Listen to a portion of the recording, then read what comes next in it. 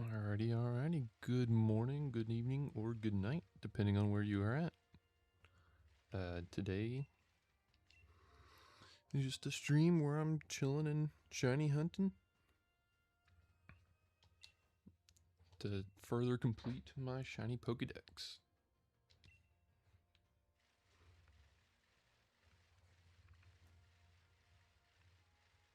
And today I'm starting off with Pokemon Sword and Shield, continuing my Masuda method of hatching eggs to get shiny Goldeen.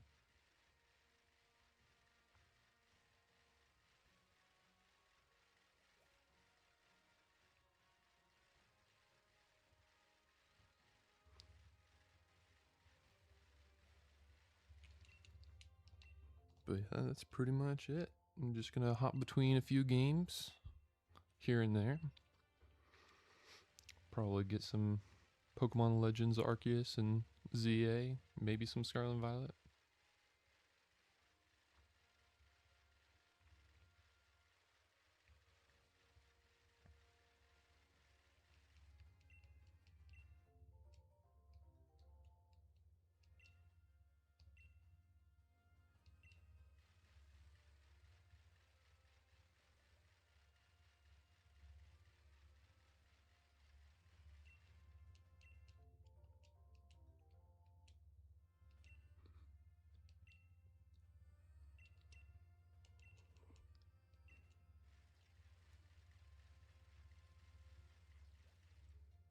Oh, there we go.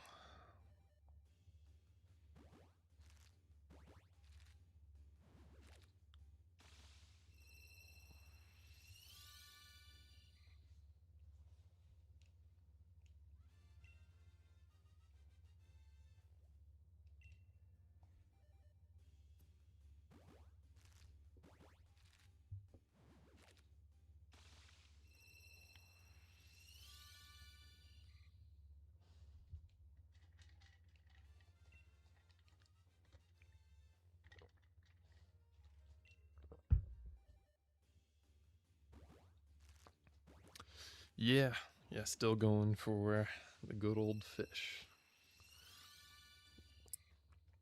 I haven't played since last weekend, so yeah, I might be stuck on this one for a while. Masuda methods, they take a good minute, for sure. Hatching eggs and whatnot.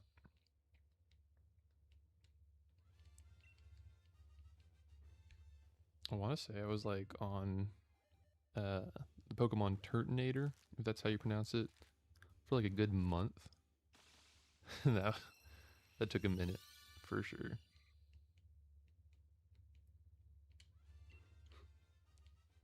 But if I played like every day, I think this would go a lot faster. But balancing multiple games can for sure be challenging. I always think of my back catalog of video games and think like, oh, it wouldn't take, that long. Like 20 hours, 40 hours. Like, oh, that can be beaten in a week. Except if I only spend maybe 2 hours every week on a certain games, then it's like, okay, well, now it's going to be like 20 weeks before I finish the game.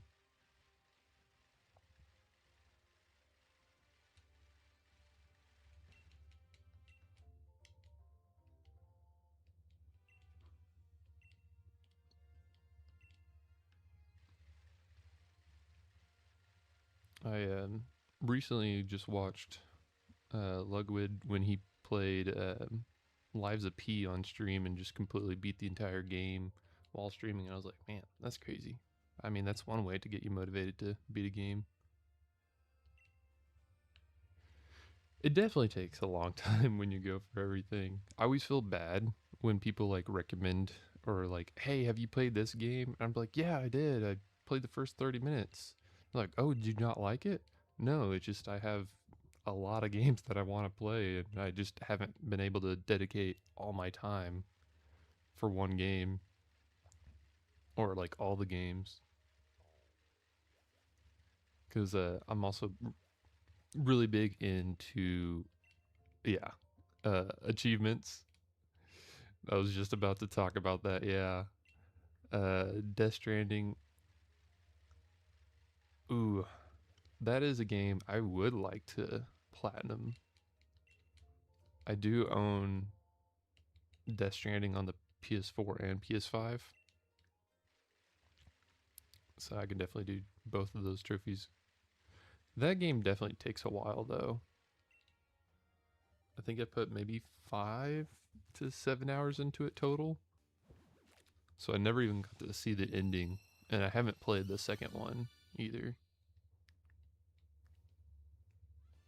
But that's something I would like to do eventually. Is like once I get more comfortable with streaming, um, just maybe play them on stream. I think it'd be kind of cool. Just got a DS1 on PC finished. Nice. Yeah. Yeah, I remember when that game came out and that like everyone was like, "Oh, it's just a walking simulator." But he has some really unique concepts in his games, and I like it. I would definitely continue playing them. I've actually never finished a Metal Gear game either.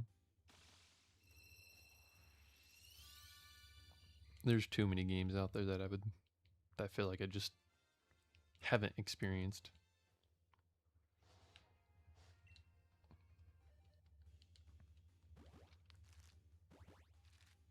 Never played Metal Gear either. Yeah. I hear the Delta, like the remake, is pretty good.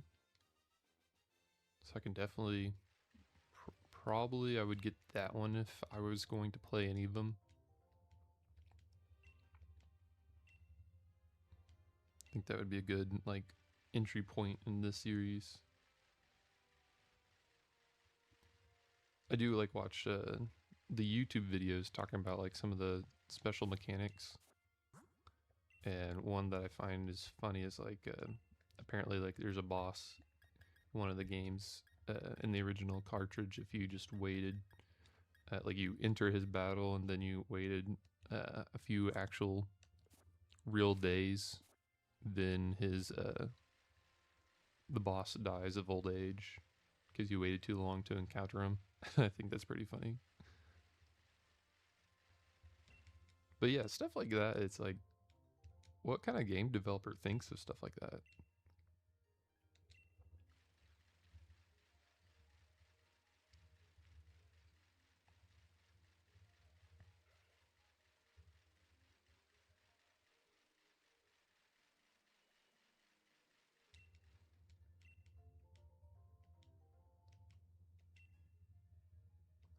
Ooh, Kingdom Hearts. Now, I have a huge soft spot for Kingdom Hearts.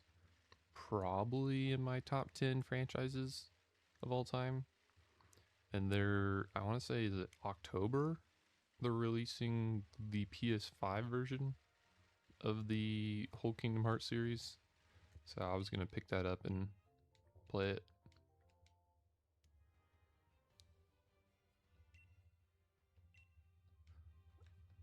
4, yeah, Kingdom Hearts 4. Yeah, definitely going to get that.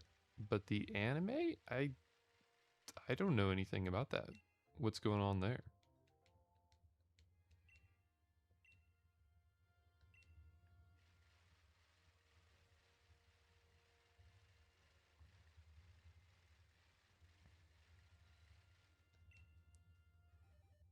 But yeah, I'm definitely super excited for 4. I'm curious to see what kind of direction they take it. And I'm more than willing to platinum those games again. That'd be crazy. I feel like Kingdom Hearts is, even though it's half owned by Disney, Disney doesn't really pay attention a whole lot to Kingdom Hearts. It's kind of just hidden.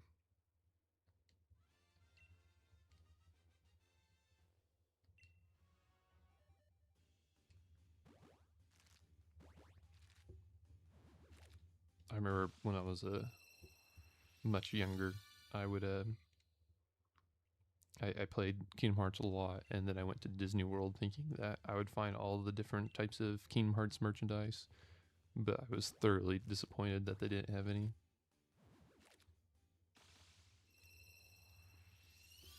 Yeah, exactly. Yeah, like I said, I went to their theme park thinking I would find some, but no. I've gone to like Comic Cons and anime cons and collecticons, and their merch on Kingdom Hearts is pretty slim, honestly. You'll find the occasional Kingdom Hearts keyblade, like foam keyblade and whatnot, and maybe a keychain here and there. But yeah, there's really not a whole lot for it merchandise wise compared to other big franchises.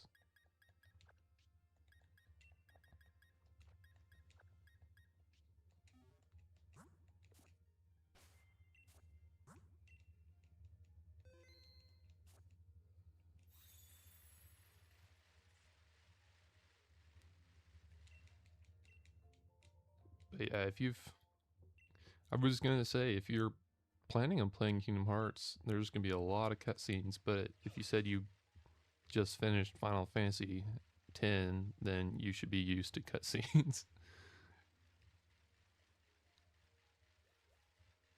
Yeah, I guess Japan would definitely have a lot more merchandise than America when it comes to Kingdom Hearts.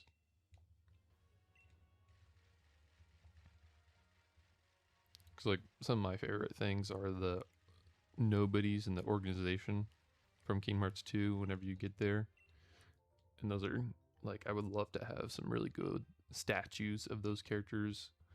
I remember back in like high school, I was able to find a necklace of one of the weapons, and I thought that was really cool. Yeah, Kingdom Hearts has definitely a really good lore. It does. I know there's like a lot of people that joke about it online, where basically they say the when you're going through the Disney sections, it feels like that's the filler episodes, and then when you deal with just Sora and the main crew, that's like the canon episodes. It's very apparent in Kingdom Hearts 3.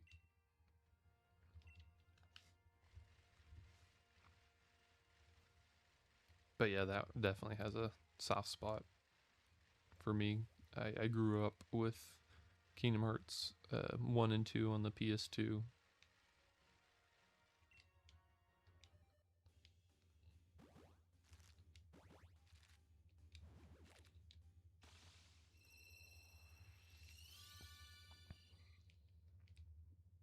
I think I think back to like the PS2 days and how you would basically get like a new installment of a franchise every like 2 years. And then now game development's like, okay, you gotta wait 5 to a decade to get the next installment of your favorite game, it feels like.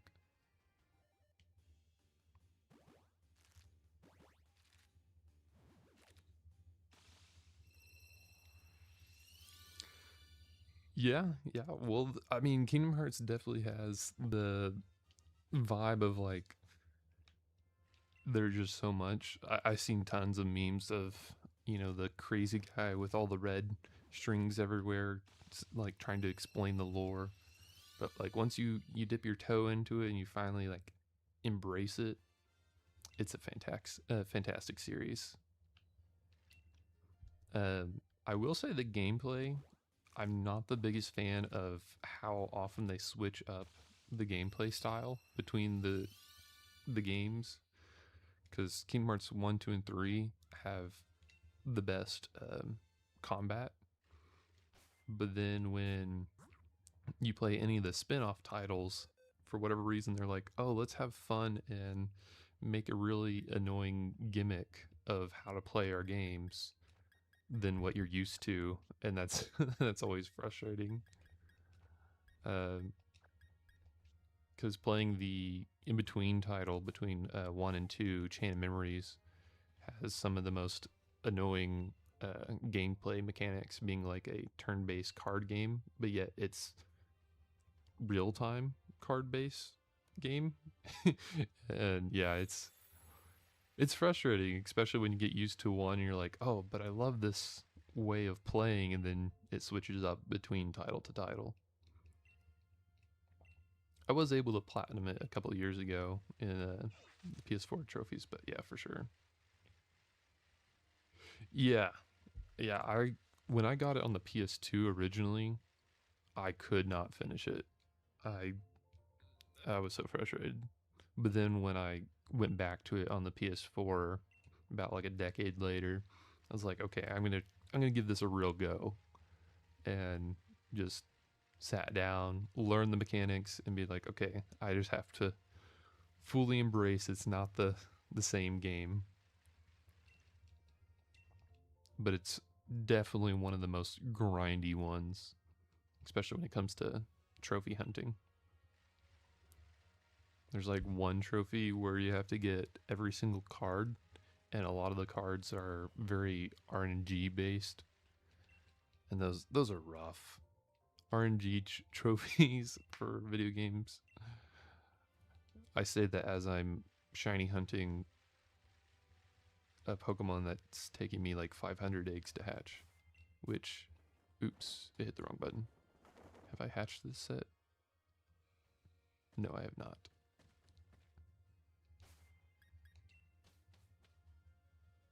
I did not mean to hit the tent feature.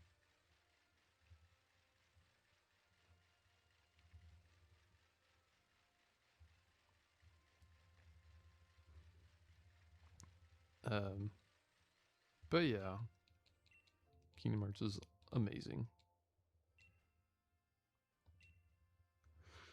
Yeah, I'm also really crossing my fingers that they actually have all the trophies for the PS5. I've heard there's like a controversy of where some PS5 games you can't technically get all the trophies for one game, just because of like how their system is set up with trophies.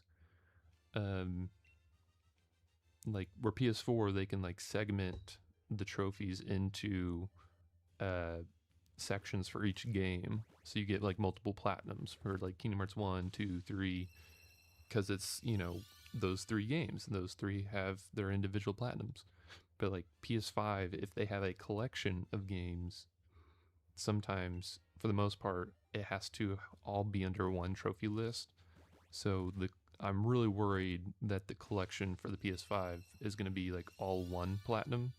So instead of getting three platinums, you get one, and you have to basically play all the games under that one disc to get all the trophies for that one platinum. Because I definitely feel like every single one of those games should get its own platinum trophy or achievement. But I guess I gotta wait till October to figure that out.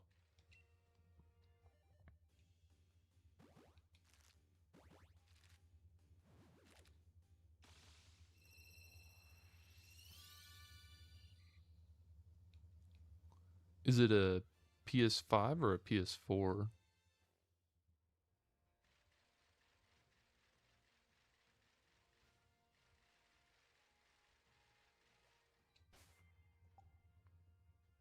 But yeah, it's frustrating when they combine the list, because then you feel like you get a little bit less reward for all that effort of trying to beat like a single game, and then you just get like kind of, I don't know, it's just more work. But if I truly want to go on a rant for achievement systems, Nintendo needs to have achievements, because you have them on Steam, you have them on PlayStation, you have them on the Xbox. Come on, Nintendo, what are you doing? I would love to play, you know, Pikmin, Mario, and all that, and try to, because you know, I played Mario Galaxy back in the day, and I got all the stars where I get, you know, I unlock Luigi, and then you play it again. It's like, man, I love the aspect of playing a game and then getting the achievements, and then it carries over through your profile. because that's one thing I really enjoy about shiny hunting is, you know, I can shiny hunt in Pokemon Let's Go Eevee or Sword and Shield and Scarlet and Violet, and then I put them all in my one place of Pokemon Home, and I have that collection. So like when I trophy hunt in the PlayStation games, it's like all my PS3, all my PS4, all my PS5 games. They all show that like status over time. And I really wish Nintendo would do that because there would be so many games I would replay if they added trophies like Ocarina of Time and like so many N64 GameCube titles. And honestly, I feel like achievement system gives me a reason to play games I wouldn't normally play otherwise. Just to say like, ooh, that sounds like a fun platinum journey or achievement hunting experience.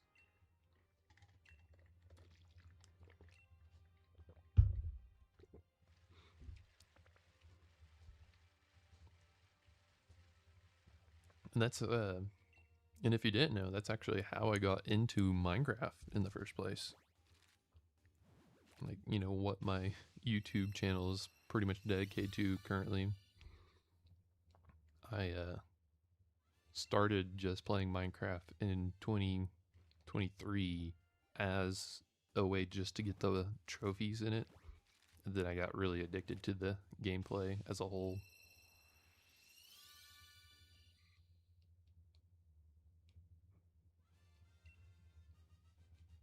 It was one of those games where I'm like, okay, just because I got all the achievements doesn't mean I'm done.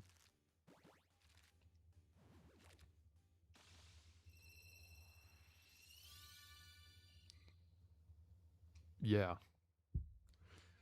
Yeah, if an achievement system is done right, they almost make you experience the full game. And I really enjoy that because then I feel like I got my money's worth and like I beat that game to its fullest. Um, yeah, I think it's pretty cool. Because like definitely Kingdom Hearts 1, I could think of, I mean, all the Kingdom Hearts games have like hidden bosses, but especially Kingdom Hearts 1, and it's tied to like multiple trophies towards the end.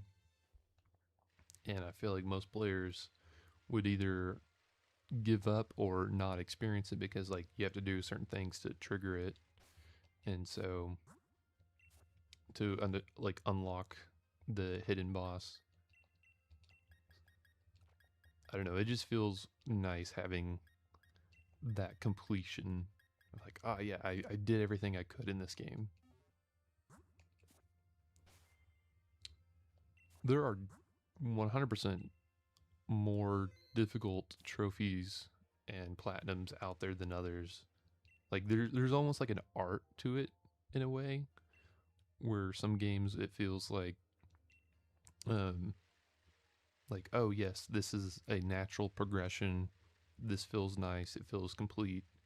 I would say Spider-Man on the PS4 feels really good to platinum because it just feels very natural progression wise. Like just in how many you pop and get in a certain amount of time. Um, it's on definitely the easier end, but as it's like almost bringing you along with the achievements, it feels really nice. Now, games like Kingdom Hearts Chain of Memories that I was talking about earlier, you know, you get, you know, so many for beating the game, and then you get that last one that's like, okay, now you must get every single card and get Sora to level 99.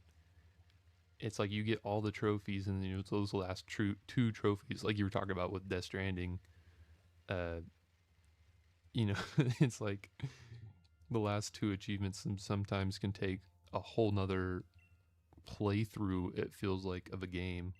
Like it takes you 40 hours to beat a game, and then it feels like another 40 hours just to get that last achievement. And depending on the game, that could be all right, but some of them, it's quite frustrating.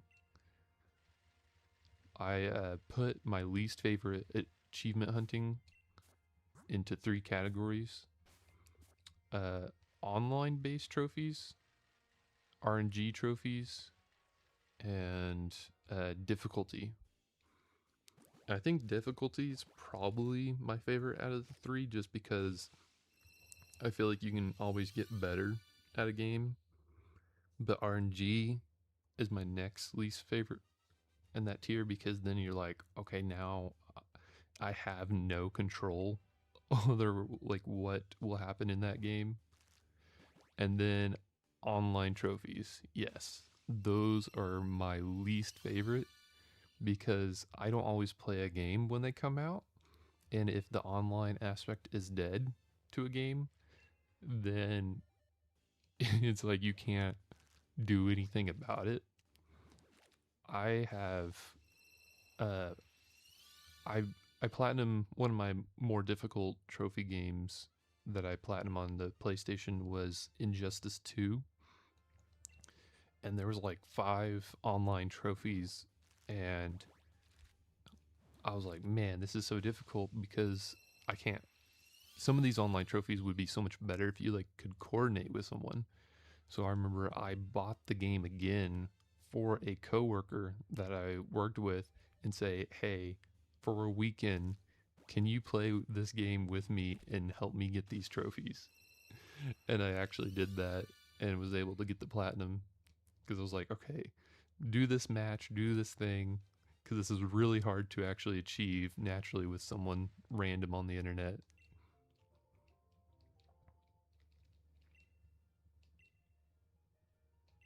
And speaking of online trophies, uh, a really good PlayStation game on the PS3, I think is just, I don't know if it's gone or just about gone, but Infamous 2, their servers are going down, which makes, I want to say, one or two trophy list or trophies completely unattainable. So they're,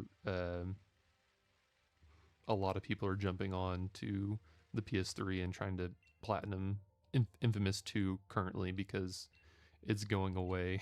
Like it'll be unattainable. It's crazy. You did the same thing with RE5 with a friend. That's another franchise I want to get into eventually. I've played about an hour of some of the recent ones, like the remake of 2. I played 7 and 8 very, very briefly, but I'm also a huge weenie when it comes to horror games. So I have a real hard time playing anything that's remotely scary.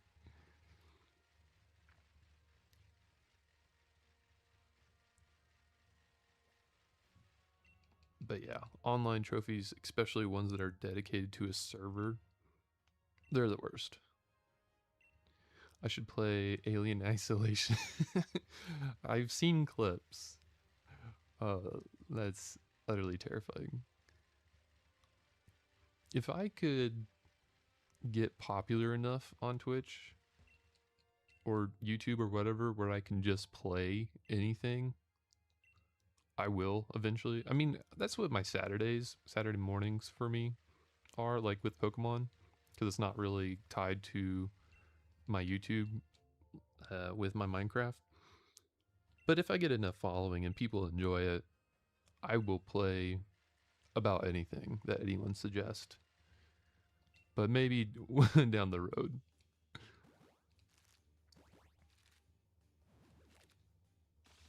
Yeah, I would definitely have to have like a lot of people following me and saying, "Hey, you should play this game," even though you're an utter weenie at playing them. Then I will play them. But until then, I'm gonna stick with, my cozy game, Minecraft, and Pokemon while streaming.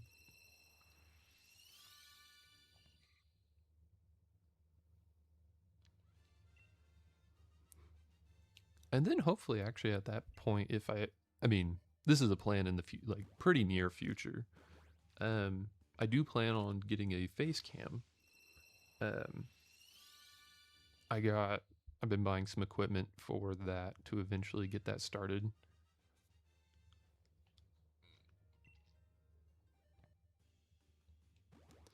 I actually recently started playing Subnautica, which is an utterly awful game for me to play. The game itself is amazing, but I have a fear of deep ocean, so it is a very hard game for me to play. And I know that's a big, very popular. First time playing? Yes. Yeah, I mean, granted, I do know of a lot of the big creatures in the game because, like I said, I'm a weenie and I will look them up beforehand so I at least have an idea of where they're at. But yeah, like I said, I would be willing to stream games I don't like playing in front of people eventually, but until I get, I would say, enough people behind my content, and once I get going, I will. Obviously, I think it would be better if I had a face cam at that point too, because I'm pretty sure people would like to see my face expression. But maybe someday. I will say my craziest experience with like a scary game uh, has to come down to the very first time someone made me play the very first Outlast.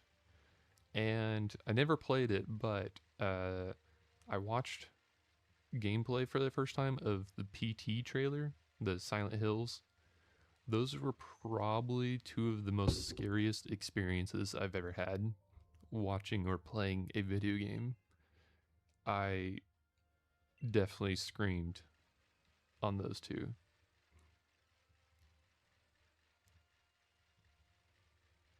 But yeah, uh, yeah, I big weenie when it comes to scary games. Um, I enjoy my collecting, but if it ever comes to a time to platinum hunting, and I get a following on that, and I can just play whatever, and people will watch me, regardless of what I play. I will get to it eventually.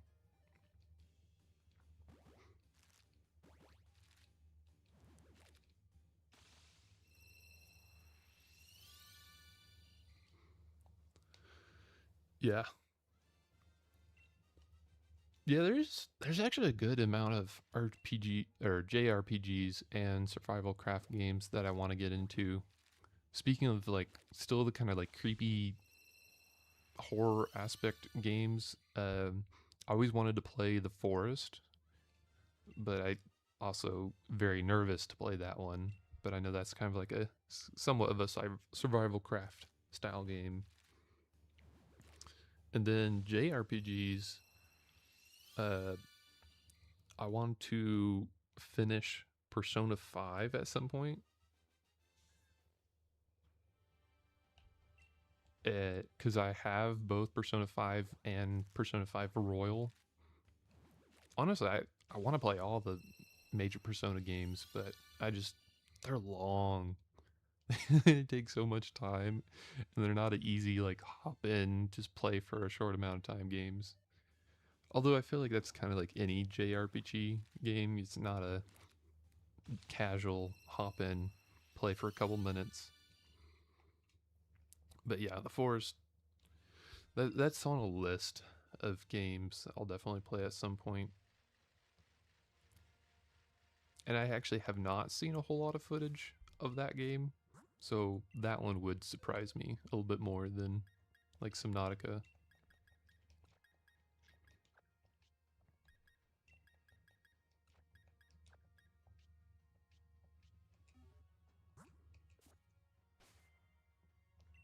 Now, if you had to ask me like what games I would 100% like buy day one and play day one, because I just have a strong passion about, that would be the Monster Hunter franchise and Pokemon and Kingdom Hearts.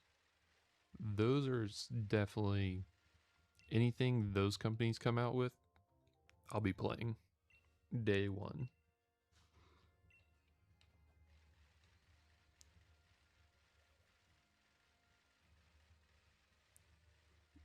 Now, when it comes to Minecraft, I'll be I'll be playing Minecraft a lot, but I don't think I'll really be playing dungeons or um story or any of the other ones that have come out through that one, unless it was like I'm going for like we've been talking about the achievements for the games. Otherwise, Minecraft is still the best vanilla game for that franchise.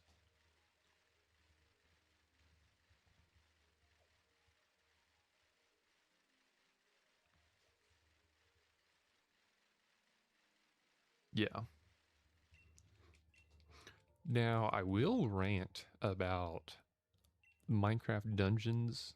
Some things from that game need to come to the original game of Minecraft. Uh, for instance, like they had a whole in dimension DLC in Dungeons where they added all sorts of different types of Endermen. I'm like, man, why don't we have that in the mainline Minecraft game? Or just simply a little bit better end update. Because there's so much they can do with the end. One of my favorite like mods I've seen across on the internet is having like dead yellow grass for the end island. I'm like, oh, that looks so great. And just they can go totally like alien-ish with the end update. Just make it like as big as the Nether update. So many things you could do.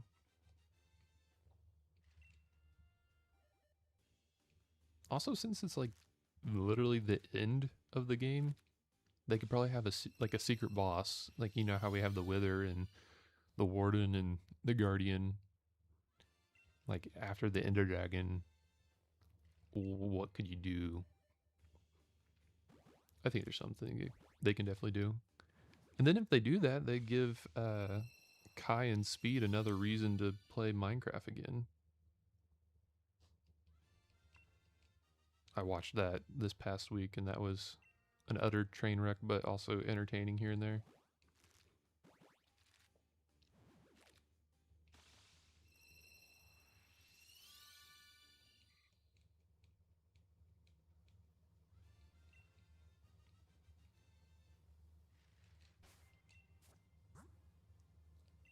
Man, it takes so long to hatch all these Pokemon. I wish I could hatch them like a box at a time.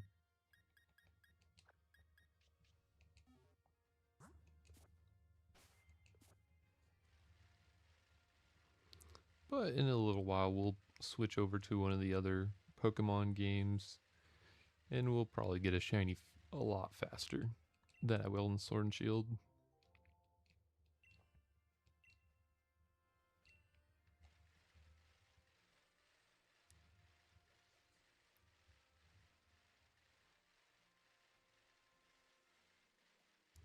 I was also thinking about streaming at some point my gameplay through Fire Red.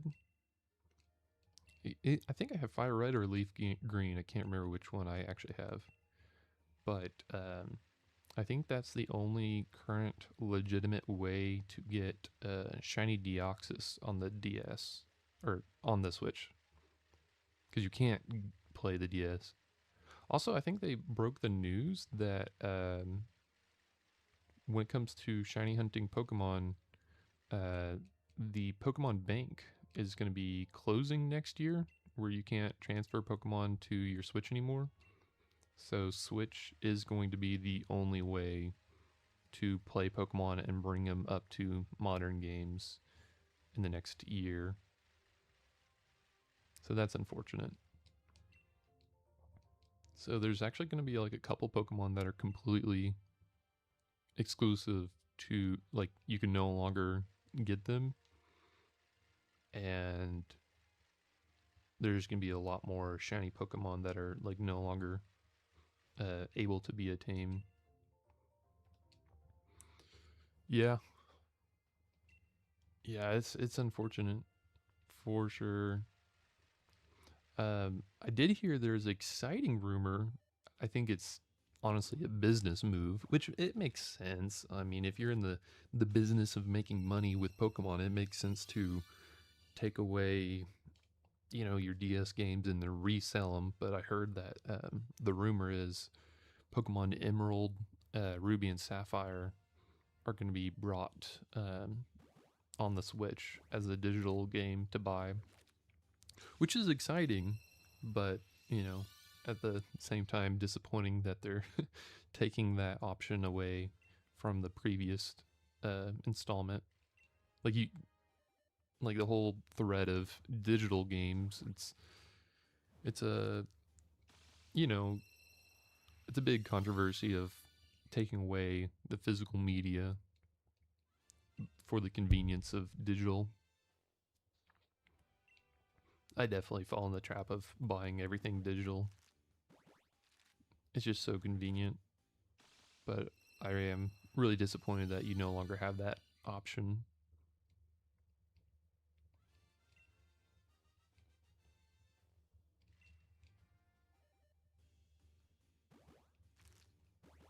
But I will say, come to Pokemon cards. I'll definitely buy those physical. Pokemon cards digitally are definitely not the same. Like the Pokemon Pocket game.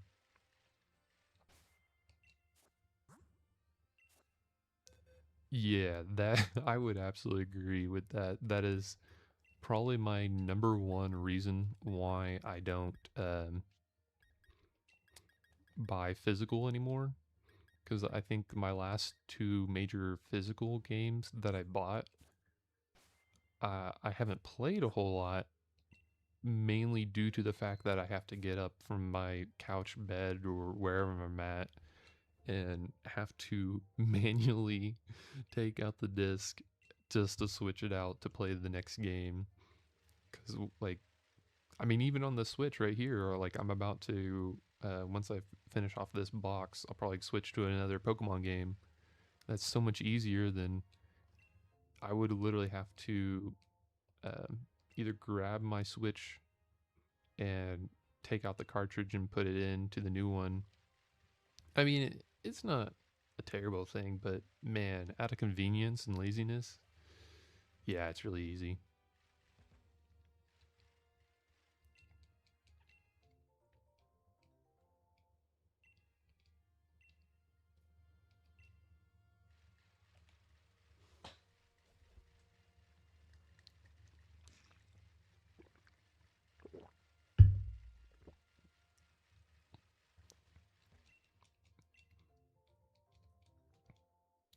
But I will say, well, hi, how goes it?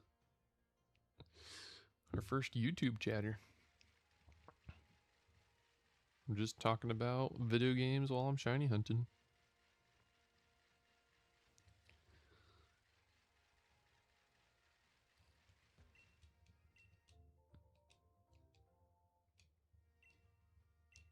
I wish there was like a nice way to display. I mean, I bet there is. I could probably look into it. But when it comes to physical media, I think there's only like maybe a couple games that I would like want to have physically just to display, even if I don't plan on playing the games. But I really wish there was like a way to, especially when it comes to retro titles. I feel like they need to re-release a bunch of retro titles to play again, because I feel like there's a lot of games that, unless you do have the physical console, um, there's just a lot of games that are unable to play. Like Nintendo's pretty bad about that. Although they're trying, they have an online service, but like I want to play some of the old Pokemon games, but I would like to play them on a monitor, and I feel like you know them putting on Switch is definitely a better solution than not having them at all. Because then you also get a bunch of people that do like ROM hacks and play it illegally. But I like the idea of you can transfer these Pokemon up to the next franchise if you wanted to.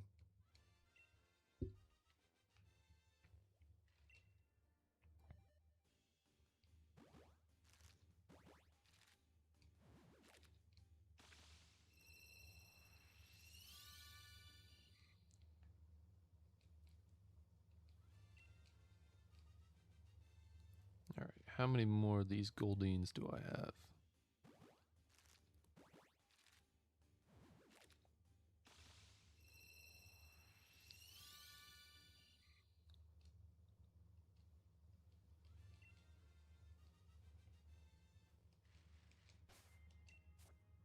We got... Okay, I'll hatch 3 more rows, and then I'll switch. That's so many Goldines. Goodness.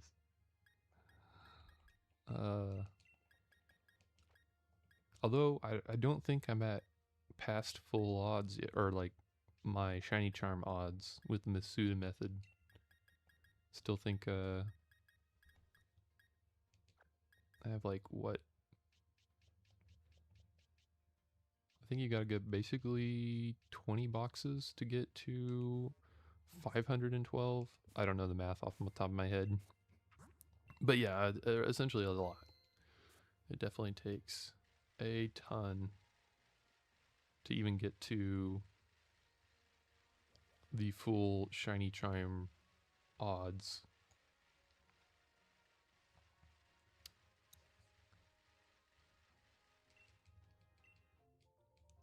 All to get a slightly colored Goldine.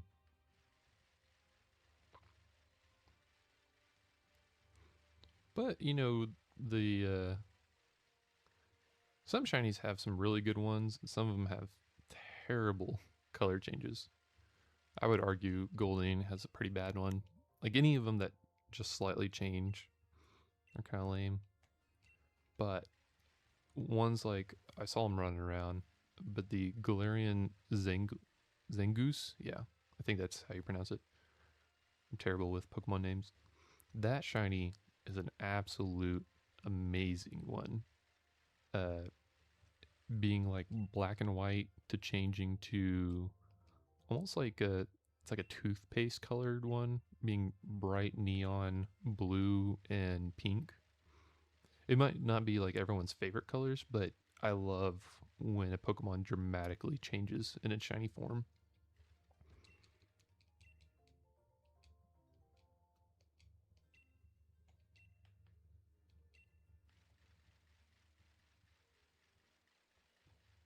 But yeah, just trying to collect them all one at a time, because as a someone who grew up with original Pokemon and you know that slogan, gotta catch 'em all, I definitely wanted that feeling.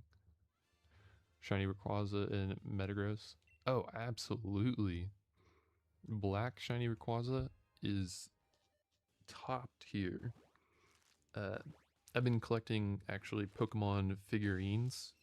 There's they're really hard to get in America, but um, they sell a few. And there's this line called, I'm gonna butcher the name, but Monosil. And because I want to say the recent anime features a Black Rayquaza heavily in the storyline, they have like a figurine of Black Shiny Rayquaza and Mega Shiny Rayquaza. I was like, man, I gotta get those statues. They look so good. And speaking of Rayquaza, or Rayquaza, if you prefer that pronunciation, um, Lego just came out with that as a Lego set. If only I could afford it.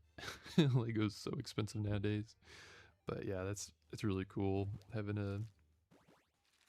a Rayquaza as a Lego set. And then Metagross definitely has an amazing shiny, becoming like pretty much like all metal and silver.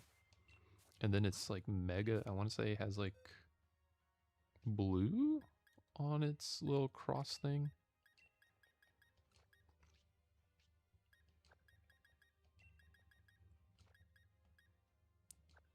Yes, that is, yeah, that's the exact one. I think where you're at in Japan, they sell them pretty frequently, but in America, you can't find them in stores, or at least not like, you know. a casual store. So I have to buy most of mine on Amazon if they're available. But yeah, that's been one of my favorite statue lines of Pokemon. Yeah, yeah, you're pretty lucky. Although I guess that's lucky that I'm not there because my wallet would suffer. I would definitely buy so many because of me being such a heavy collector. I would probably want to be like, oh, I gotta have them all, every single Pokemon. Yeah, but yeah, definitely me being such a like collection enthusiast. I would like to have them all like in a row and organized by national dex number and be like, oh, maybe they'll make new forms, get like the different Alcremies and different Vivians, which I don't think they actually have multiple Vivians, but that'd be kind of cool. But yeah, I definitely keep those up. What's my favorite game to shiny hunt in? Ooh, I would say I really enjoy shiny hunting in Scarlet and Violet a lot. Uh, Probably because of the fact that they're just in the world and you can um, see them shiny. I will say it's a little frustrating that they don't have the sound effect that they have it like they don't have it in Scarlet and Violet like they do in the both of the Legend games. So like in the Legends games you can be like, "Ooh, I heard it. Where is it at?" Um but in Scarlet and Violet it's more like a like a Where's Waldo book or playing I Spy. So it's a little fun challenge that way that I really enjoy. Um because like pretty much every Pokemon game, this one included, it's you got to open another screen to see the Pokemon if they're shiny. So like you're waiting for an egg to hatch, or you got to open a battle, and there's enjoyment in that. But playing I Spy with shiny Pokemon is really fun because then it's like, okay, I got to memorize what the shiny color is, and then play a lot of like, is that shiny or is that not? Because with the day and night cycle in Scarlet and Violet, the Pokemon's like shade kind of changes too, and so there's been many times where I'm like, the sun is setting, so the Pokemon kind of changes colors. So like Pokemon like Pikachu, who just become from yellow to slightly burnt yellow. Oops, I forgot to change these over. I'm gonna plop these over here. Um, so like Pikachu is definitely one of those Pokemon that um, I would see and be like, oh, is that shiny? Nope, that's just the sunset. It's not as shiny.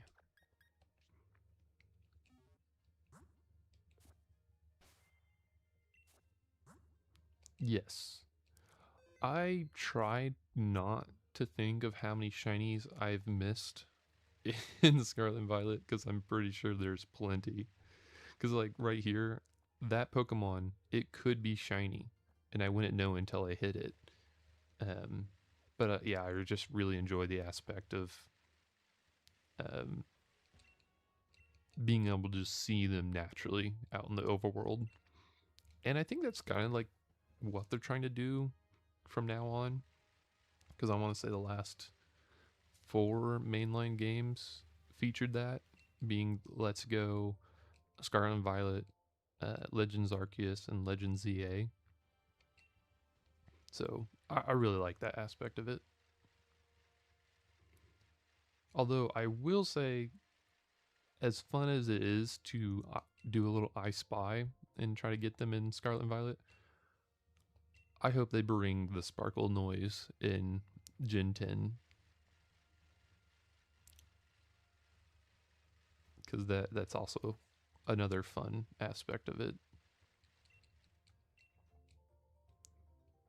because one of my least favorites to shiny hunt in Scarlet and Violet, which I'm still going to have to go for if I want to get every single Pokemon shiny, is the Mousehold or Tandemaus.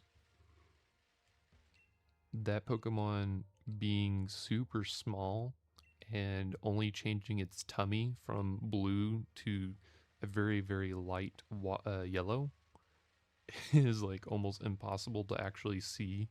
So therefore you have to essentially just do the auto battle method and just kill them off and hope that your Pokemon finds the shiny and it stops to defeating it because it's a shiny.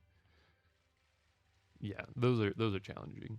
I have one shiny Tandemaus or Mousehold, I can't remember which one, but I would need 3 in total, being the pre-evolution and then the evolution being the 3 Mousehold and the 4 Mousehold, which is going to be challenging because I want to say you only have a 1 in 100 chance of getting the 4. I can't remember if it's the 4 or 3, which one's the more rare one, but it's like the same type of method as the Dunsparce being a 4 segment form, which that will be another challenge too, because I'm basically going to have, oh, it's the 3. Okay, yeah. Yeah, that's going to be a challenging one for sure. Those are, yeah, probably going to be the most challenging in Scarlet and Violet. I'm also really disappointed in Scarlet and Violet of the lack of legendary shiny hunting, or should I say lack of. Because they're static, you can't shiny hunt any legendary in that game. They're all like mystery gif they have to do, and that's really frustrating. Because I will sit and reset in front of a game for hours on end to get a shiny legendary. I did that in this game. I got the Reggies all shiny. And I know this is actually the best game for shiny hunting legendaries with Dynamax Adventures, but I'm not the huge fan of Dynamax Adventures, but I'll do it someday. Alright, well with that, I think I'm going to save the rest of these eggs for another time. I'm a classic Pokemon fan and I have to save twice just to double check. Okay. I'm going to move to Legends Arceus and shiny hunt in there for a little bit. I guess that means I gotta switch games in Twitch. So let me go do that real quick.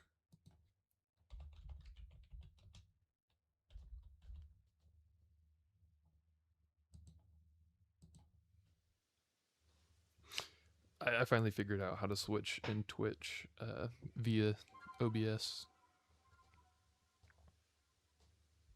Makes it a lot easier.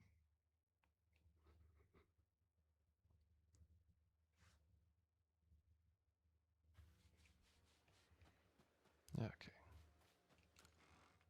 I always have to like, it feels like a, what is it called? Not necessarily riding a bike, but getting used to, like when I switch games. I mean, it's like with any game. I almost have to relearn the controls because every game plays it slightly different.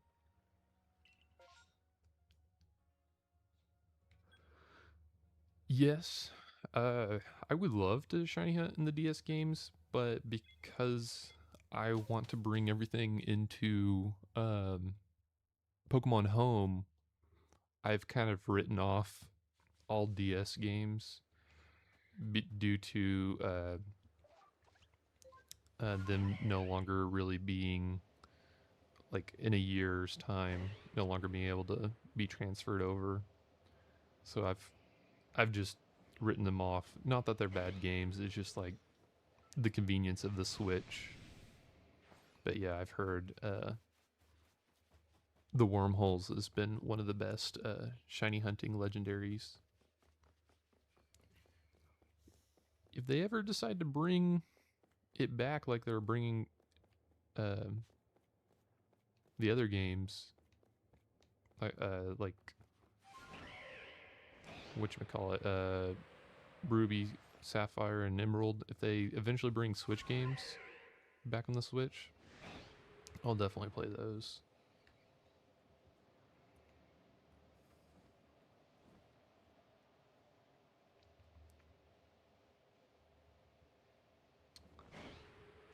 Some of the Pokemon I'm actually trying to go for in this game, for anyone watching, is the Burmy line. This guy right here. And unknowns. Those are some of the ones that I'm trying to go for. I'm trying to remember if I think I need to catch some of these still. I can't remember what task I'm actually on for these Burmies. I do actually have a Sandy Cloak shiny Burmy, but I'm missing all the rest. And if I get this one, I can always evolve it. So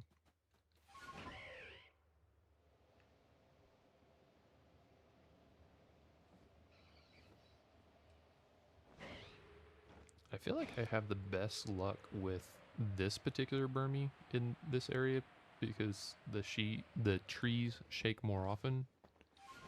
But every time I go to one of the other maps, I can never find a shaking tree.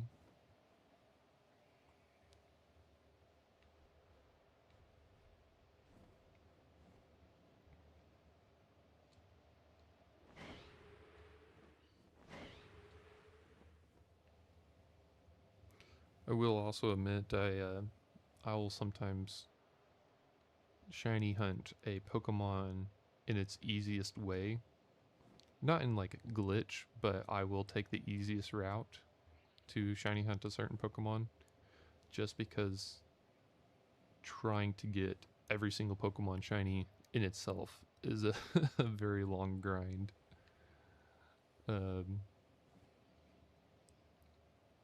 Maybe after I get every single Pokemon shiny at least once, I would go for a harder shiny hunt of a particular Pokemon.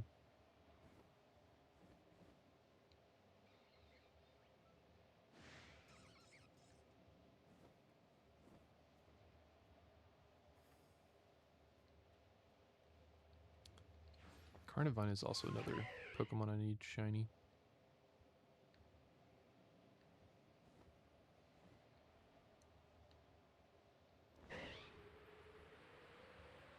Those guys spawn a lot in here. Okay, I just said I had a lot of luck with shaking trees last week, but now I'm not having that same luck.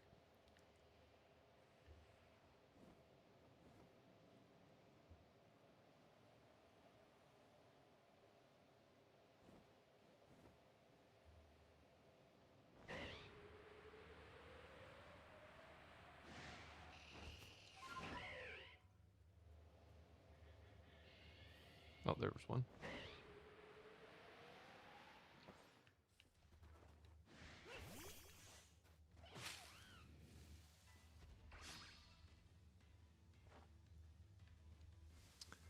Oh, I think I need to kill them with flying attacks. I think that was another task. I should look that up.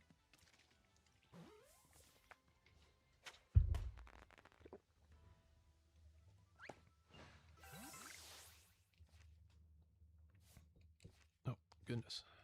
Come on, controls. Okay, so I actually don't need to catch them. I do need to defeat them with flying attacks and watch them use Struggle Bug. Okay, I'll do it Decidueye.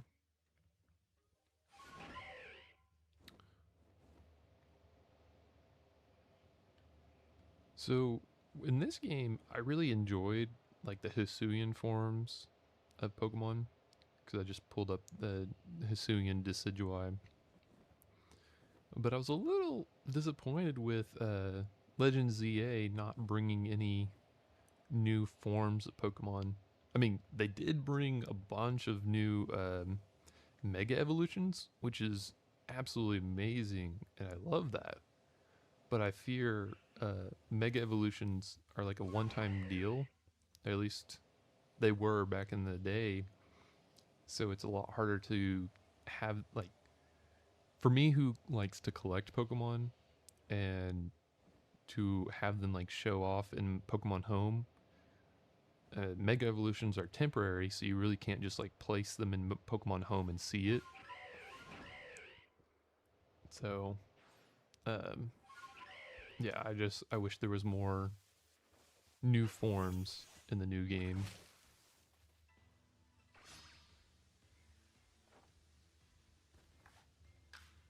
Nope, no, that's not what I'm trying to do.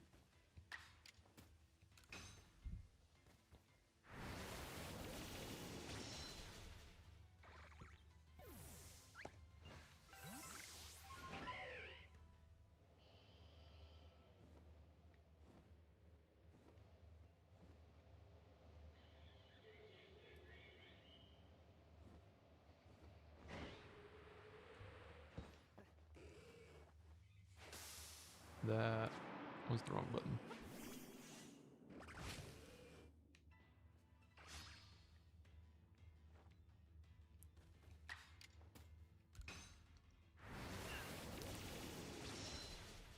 But speaking of forms, it's like a double-edged sword when it comes to collecting different forms, because in one aspect I love new forms to collect, but then in some aspects I'm like, sometimes it can be a real pain.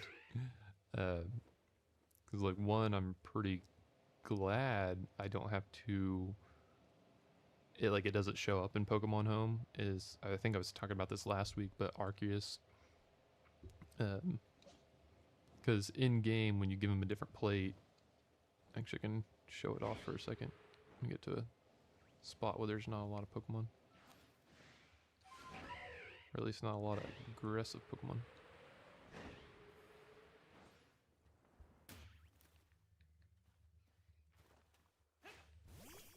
Like when you give him a different plate, it changes the color, which is really cool. But if this were to show up in Pokemon Home as it is, like the different colors of plates, I feel like, me personally, I would want to collect all the different Arceuses or Arcuses or however you prefer to pronounce it. But yeah, that would be really difficult considering how hard it is to get that Pokemon in general, let alone shiny.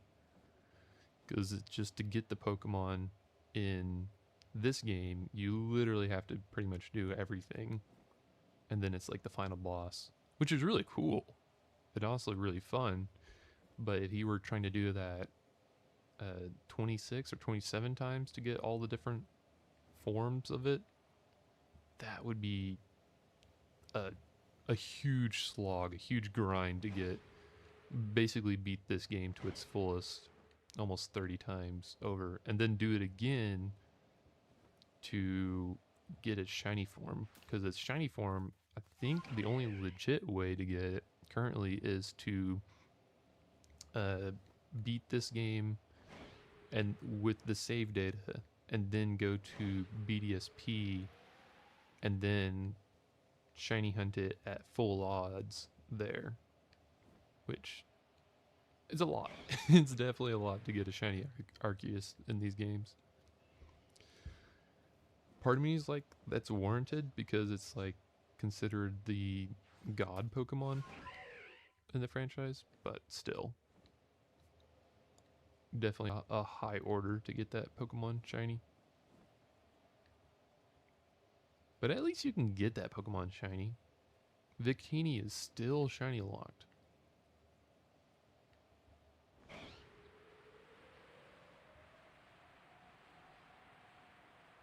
There's another shaking tree.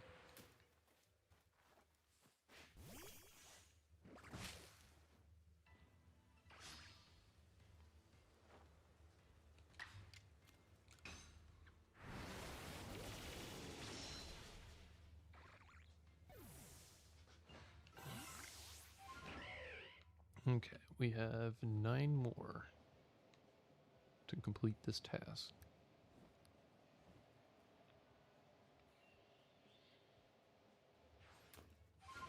I have a feeling I'll probably see a random shiny before I see a shiny Burmy.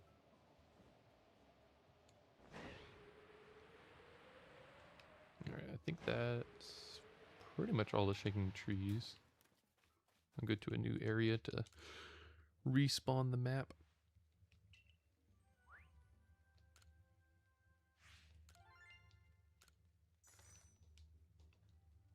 Oh man, if it was that easy to get money in life, I'd be catching Pokemon all day.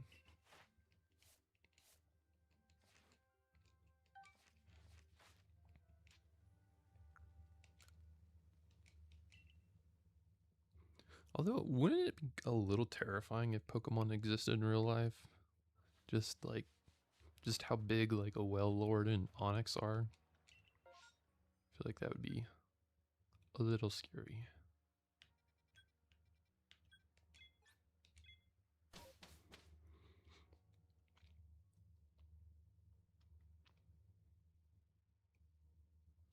Beedrill? Oh, absolutely. Those aren't the ones you would worry about. Yeah, Beedrill for sure. Oh, if we're talking about Pokédex entries, yeah, it's a whole nother world of just craziness. I honestly find some of the Pokédex entries pretty funny, just of like how illogical some of them can be. Like some of my favorite is like the Pokemon Cosmog being how much it weighs. I don't know off the top of my head, but and then in the anime, uh, like people are just holding it like a little child, but yeah, it's like the heaviest Pokemon in the franchise. I think it's pretty funny.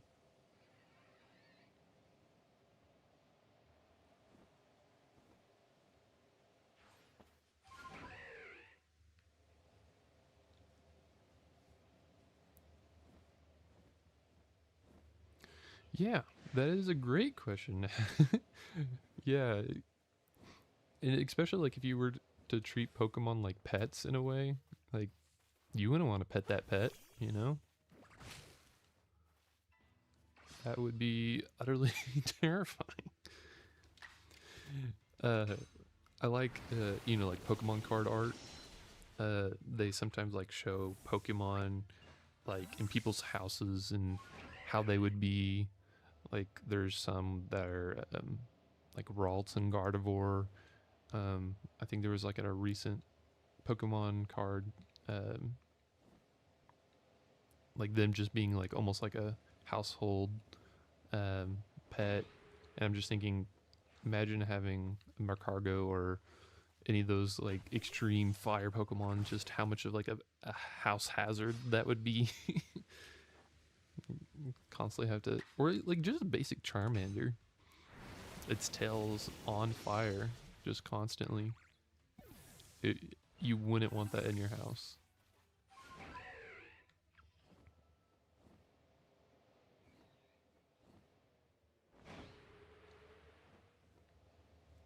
Like imagine having like a Charmeleon as your Pokemon of choice, and it's just hanging out with you in your house, and then you level up, and then it like almost triples in size to a Charizard. That would be, man. What would the food cost be for Pokemon? Like, how much would you have to buy to feed a Pokemon?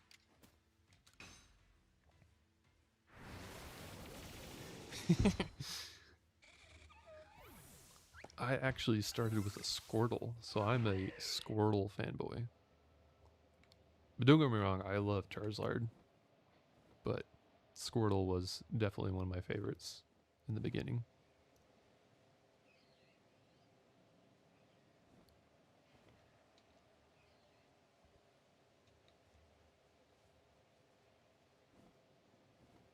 I have noticed there's been some more love Immediate unfollow. Oh, like I said, I like Charmander, but yeah, I think when I first started, as a young little lad, I think I chose based off of color, and blue was my favorite color. So I think that's why, honestly, I would pick the water starters most of the time.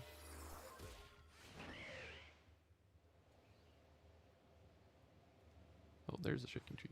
I didn't notice it. But it does make me feel bad for Pokemon like Bulbasaur. I feel like they're probably like the least picked as far as the original trio.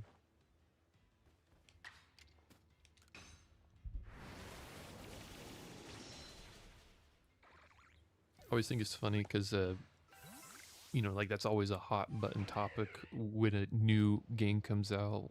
Well, not like hot button, but like as far as like, what Pokemon are you picking? What's your starter going to be? And for me, I'm always like, oh, I'm gonna try to find a way, especially in modern games when you can like Wonder Trade. I'll like catch like early game Pokemon and Wonder Trade until I get someone has a starter that was different from mine, and I will get like a Ditto and get basically all three starters as soon as possible because I like to basically run through um, the early game with all three starters.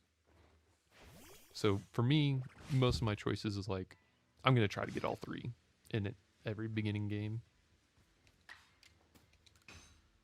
That's what I did with Scarlet and Violet.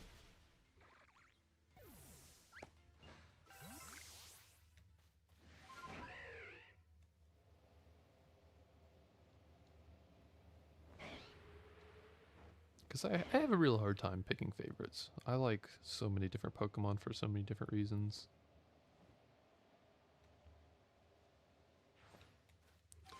But I also totally agree with the argument of sometimes you gotta wait to see what the third evolution of a Pokemon is before you decide picking one. I'm very curious to see what Gen 10's evolutions are going to be.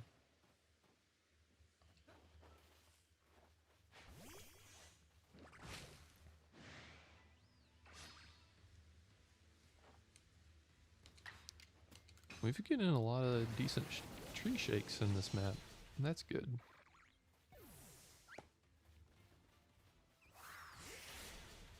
Oh, I guess I caught this Pokemon in here too.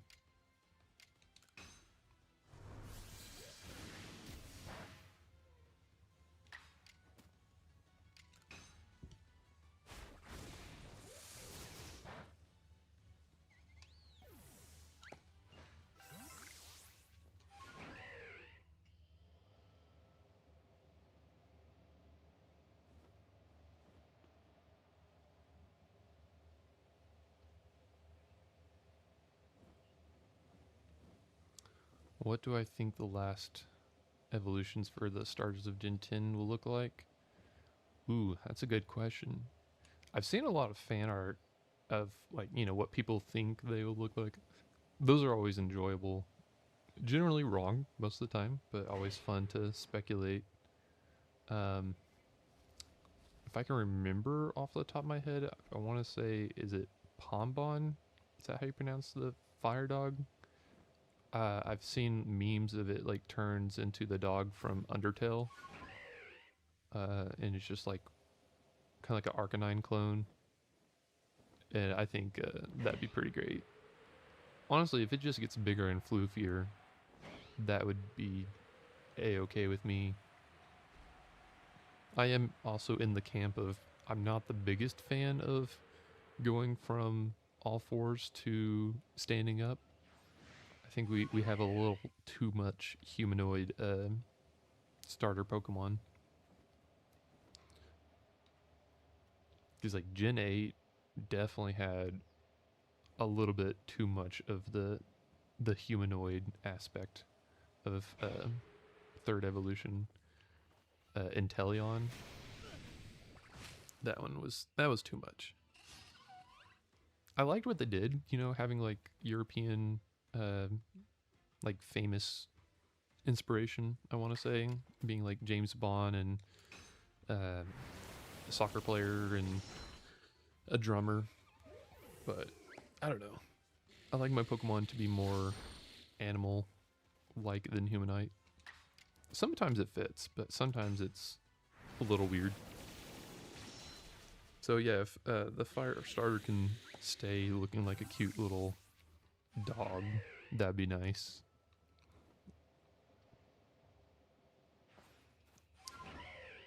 I always feel like they try to do, like I said, that theme of something. So I'm curious to see if they'll continue that theme and like what that theme will be. I'm also kind of like a little shocked that they're doing basically a grass bird again. Oh, this is a mouse outbreak. Let me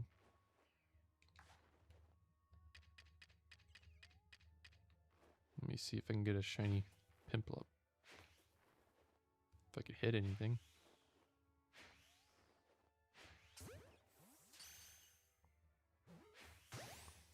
There's a reason why I don't stream or play first-person shooter games. I have terrible aim.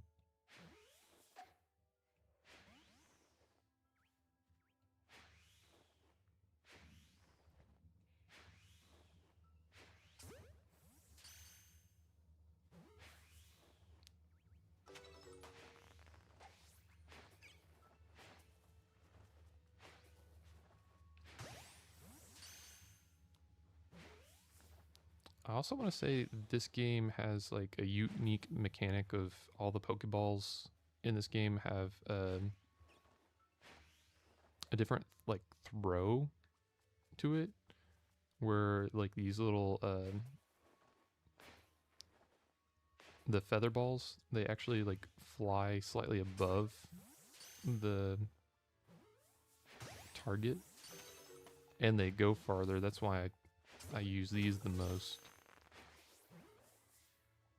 because I can snipe them from far away.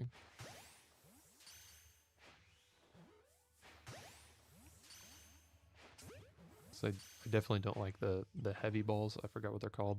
They might be heavy balls, but you gotta be right up next to the Pokemon to catch it, because it's like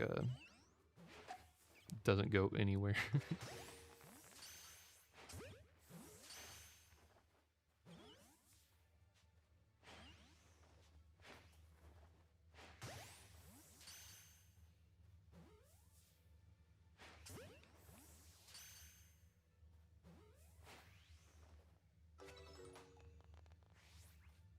Okay, I don't think there's any more spawning, because I think once you stop seeing 4 of them, there's no new ones.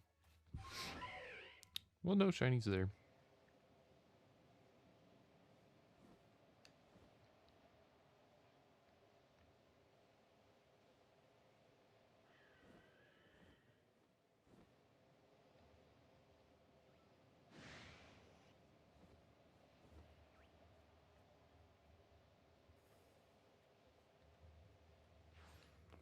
I guess I didn't say my thoughts on the last few Gen 10 starters.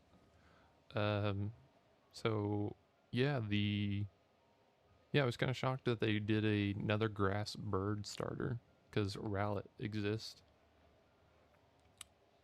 I feel like they have to have that one more bird-like or something, because if they go the humanoid route, it would look very similar to Decidueye. Or there are at least, I mean, there is already comparisons, but I feel like there's going to be a lot more comparisons to the Decidueye line with, I think it's like, is it Brow or Route? I can't remember, but yeah. So I'm curious to see what that one turns out. I like all the memes of it looking like an angry bird. It's pretty funny. And then the Gecko water type. I think it's pronounced Gekwa. This is all from memory, so this is better than I do at most naming Pokemon. uh, that one definitely is probably one of the more unique designs, I would say, out of the three of Gen 10. So that one definitely has potential in my eyes of being one of the more unique design Pokemon, for sure. Although it is also funny that we've had lizards like being water types before as well. Which, you know, some would say like the Pokemon company is like running out of ideas, but yet they only just did a dolphin in Gen 10. So they still have plenty of stuff to cover.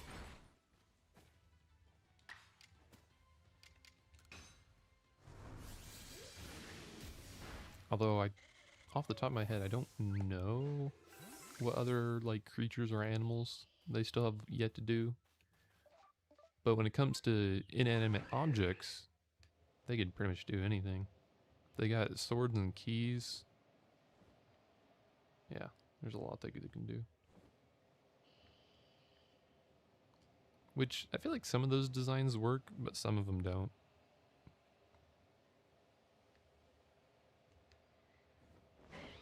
The sword one definitely works, but that might just be my bias of enjoying a good old sword.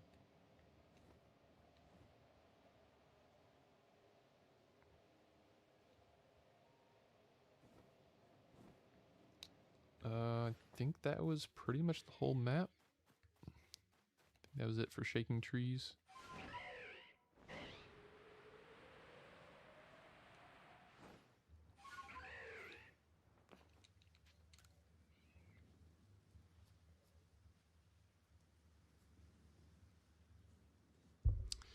Yeah, I absolutely agree. That's gonna be. Uh, what does it look like?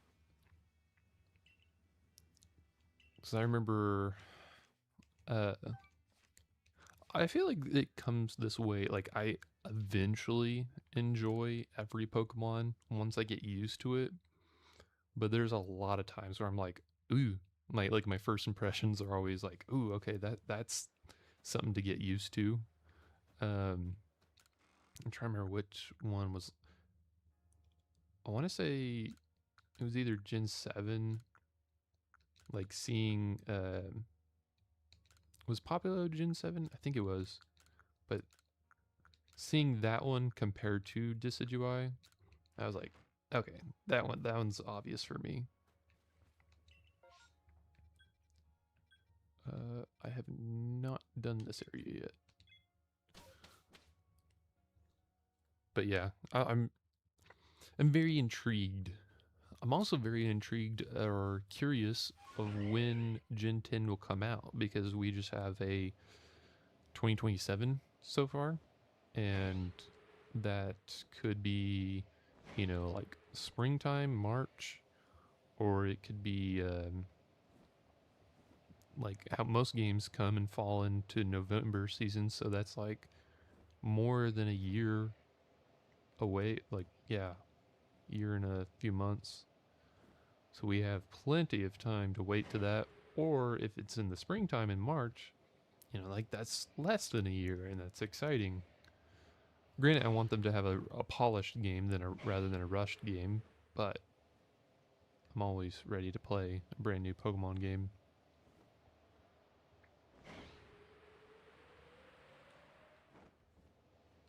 One of my favorite things, hopefully it doesn't leak, but I love it when, especially the Gen 7 era, when Alolan was coming out for the first time, like the variants, they would have like a announcement trailer for some brand new Pokemon, and that's always fun.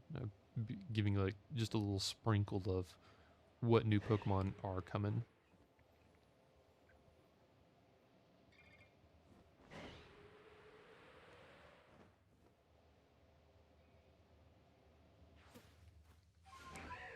Yeah, there's it's a big unknown.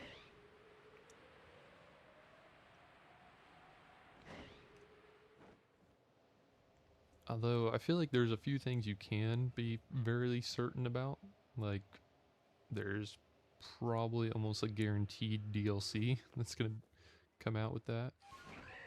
But as far as like release date, I don't know.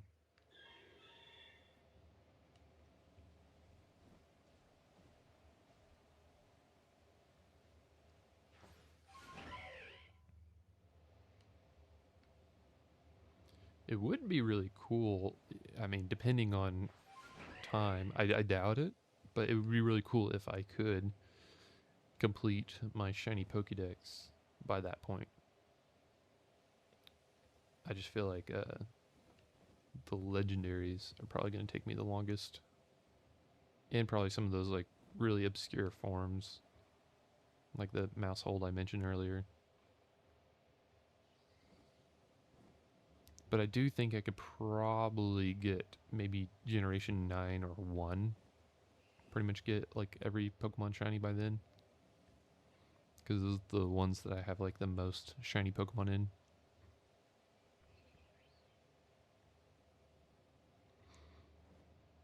But also, you know, like I said, well, for those who are at the beginning of my stream, I also play a ton of other video games, so it's kind of hard to uh, get all these Pokemon before a certain time because there's too many games out there and not enough time to play everything. I would love to just pause time and just play every game I want. That would be pretty great.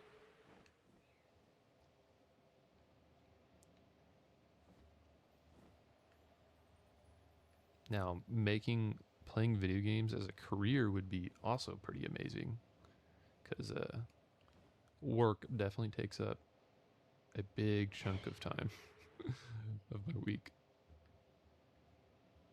And so does editing now. My goodness, I didn't realize how much editing takes for YouTube. I enjoy it, but every time I like make a new video, I'm like, okay, I will have this done in this amount of time, and it's like it's always double than what I think. Which I'm almost done actually with my next video. If I, fingers crossed, depending, like I just said, it always takes longer than I think. But if I get to work, I think I'll have my next YouTube video out either tonight or tomorrow, which will be part of my Mob World series in Minecraft.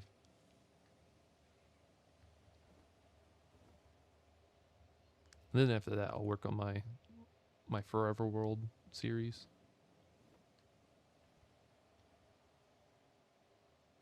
But I do enjoy my Saturdays of just playing Pokemon, because then I can kind of just relax for a moment.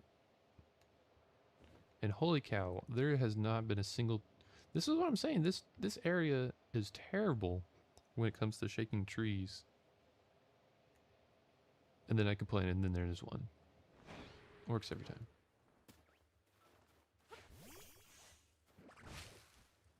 But it's a Combi. Of course it is.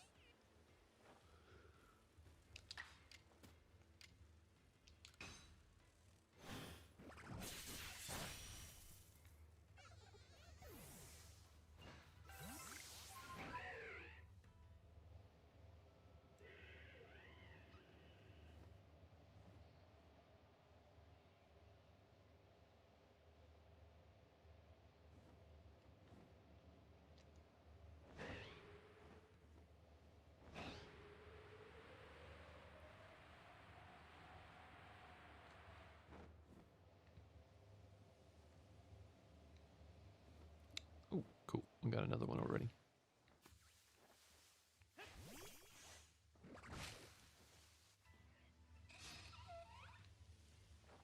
Not quite what I wanted, but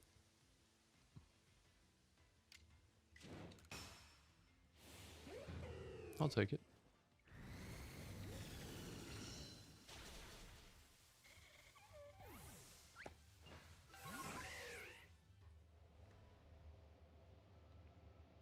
Because I still haven't found a single Burmy in this map. I just And I think that's the only place you can find the leaf cloak one too.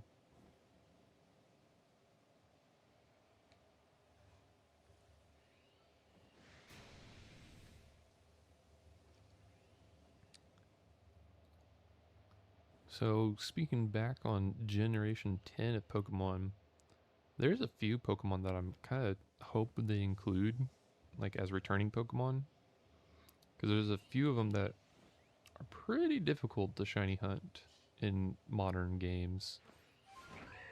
One of them is Spinda. I would like them to bring that one back because the coding is messed up in BDSP where you can't bring Spinda into modern games. So I would love to have that one back. I'm also kind of curious to see how they do the patterns on it. Still, not a Burmy.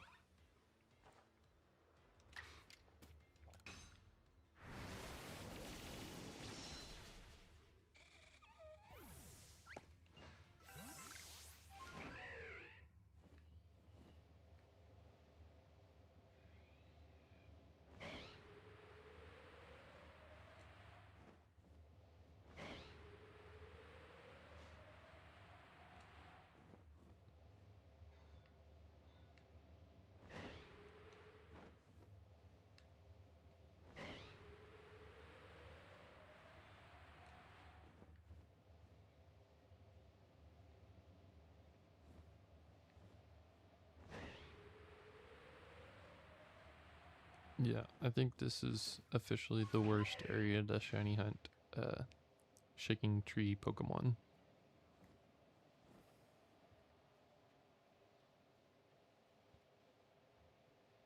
I felt like I was in a nice groove with the other two maps.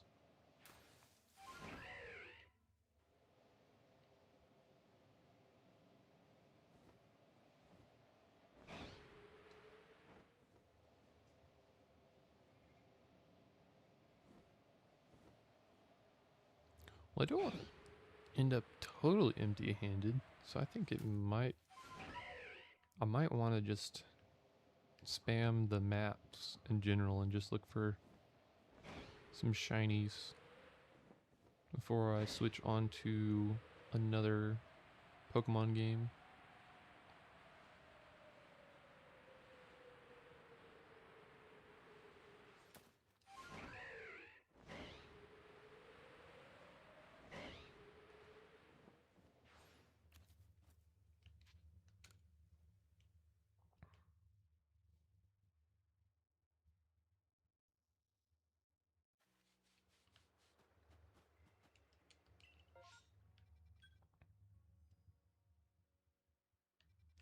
We'll do a mass outbreak. Has a pretty good chance of getting shinies in these.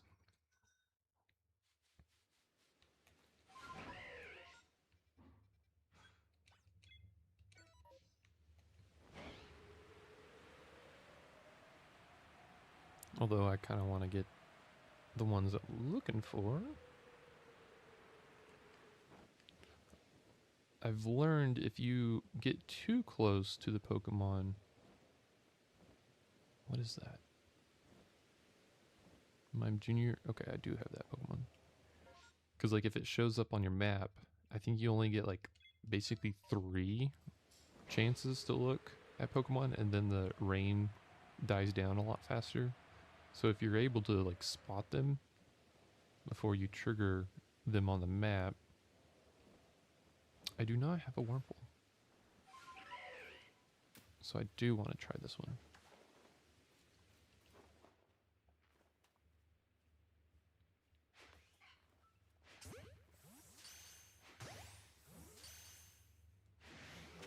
Wurmple has a good shiny too. It's like purple.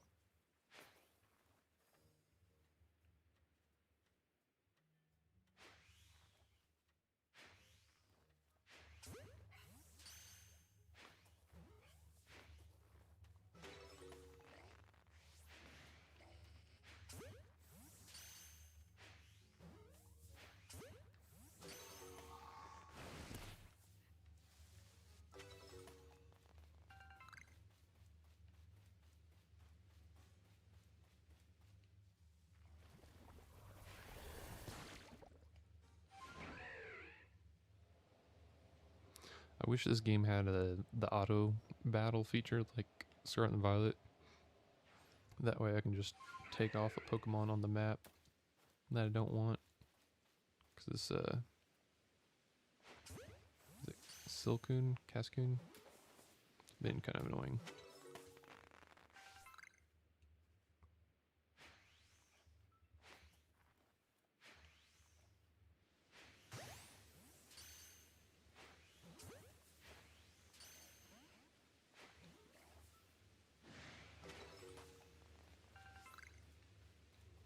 Is that all of them? Yeah. It doesn't look like it has a star either. Because if they have a star by their little icon, they'll pop up with even more Pokemon. Alright, what do we got? Is it Abras? I could use an Abra. Although they're a little challenging. Because they disappear.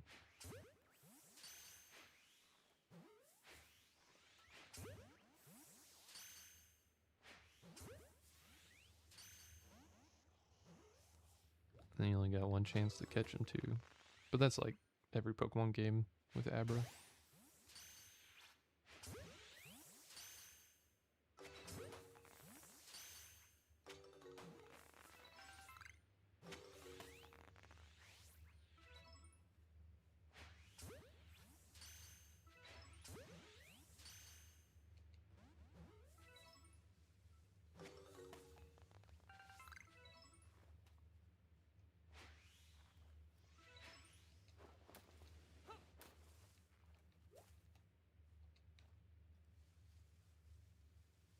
Is that it already?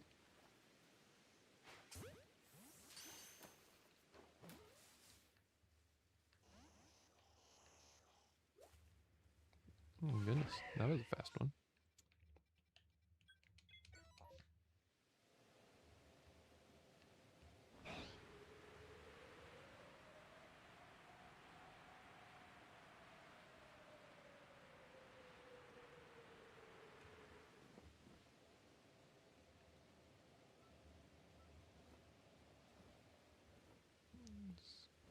Cricket.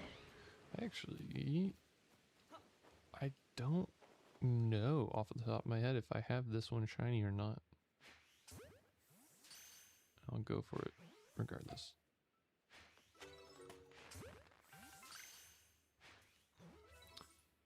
I also don't know if this one has a male or female difference either.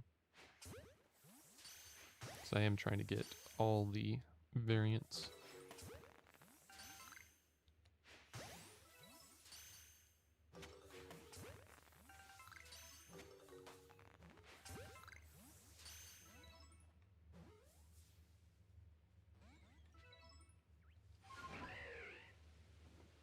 Oh, is that?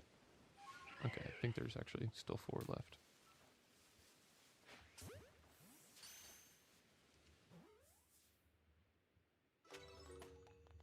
Nope, that was it. Okay. So yeah, I just... Oh, but this one's sparkling. Okay. So we do need to catch them all. Because when it's sparkling, that means once you catch them all, there's a chance of their evolution spawning as well. If I can hit it. There's a reason why I have 700 plus feather balls.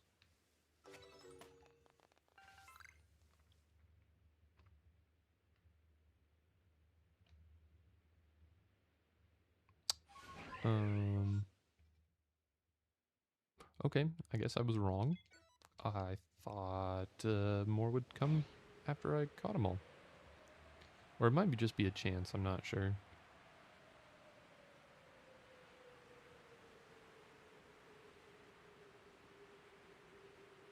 And we're about to lose the mass outbreak. What Pokemon is this though?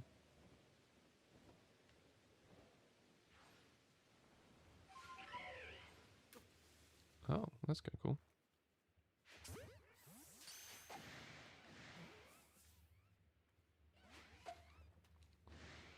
But they're all aggroed on me, so the rain's probably going to clear up before I actually able to catch and spawn new ones of these guys.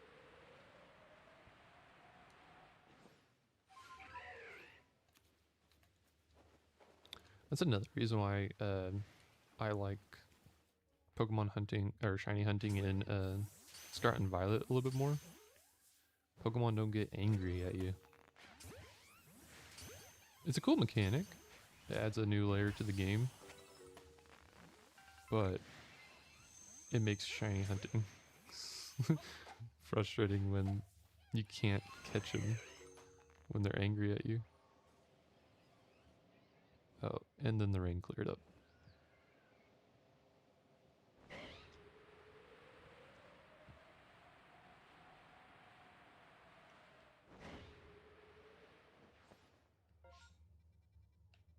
Alright, I'm gonna do the spam back and forth method for a minute. I can try for some shiny unknowns. Although I wish you didn't have to talk to the professor every time. That would make things a little bit faster.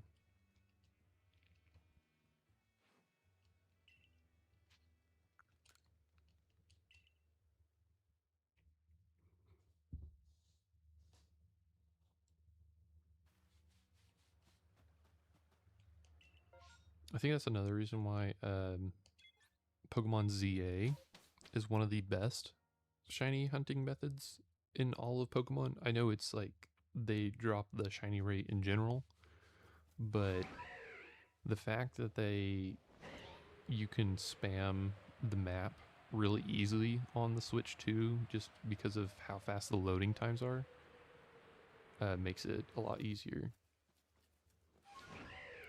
Loading times in general are terrible, but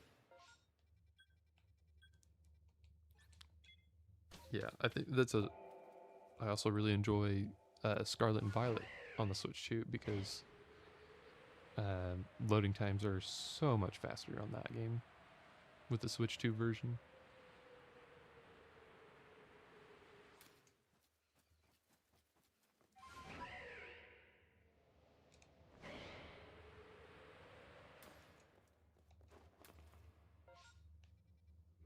Oh wait, that doesn't count because I actually have to go out completely. They don't because the spawns stay the same until you actually go to the village. So yes, I have to deal with the loading screen.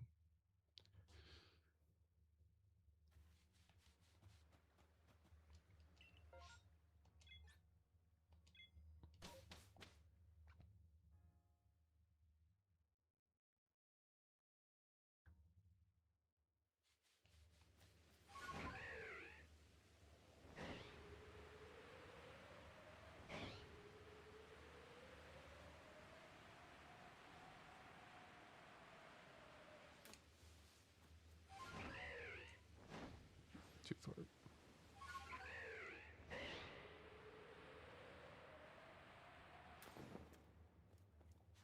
Ooh, this mouse outbreak.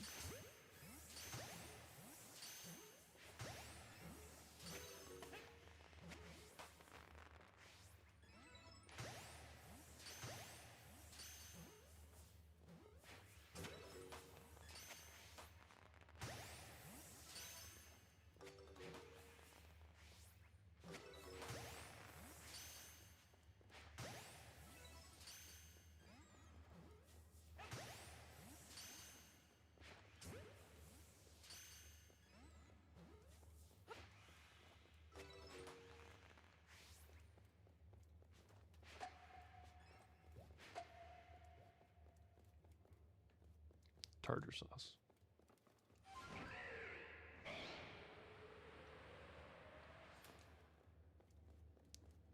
Is it worth going for anything else? Or should I just keep spamming the map?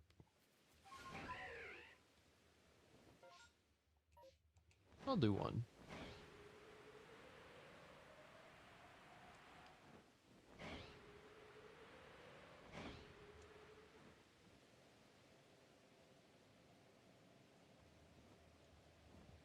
is this?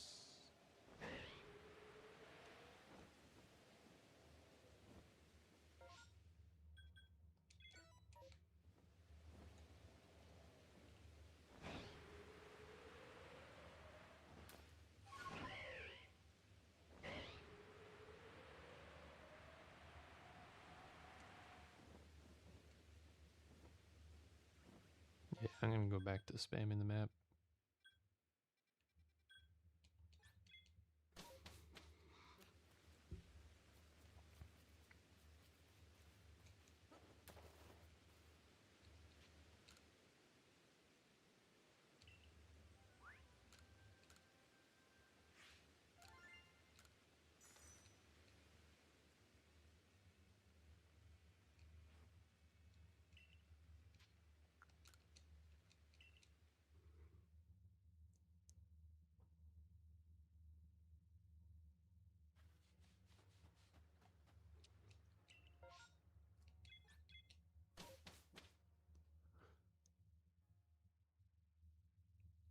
Going back to talking about Generation 10, I'm curious to see what special mechanic they have. Because if you have, Mega Evolutions for Generation 6, Z moves for Generation 7, and Gigantamax, and then Terastallized forms for the next two, I want to know what their gimmick is going to be for Generation 10. I've heard rumors it's going to be something to do with weather.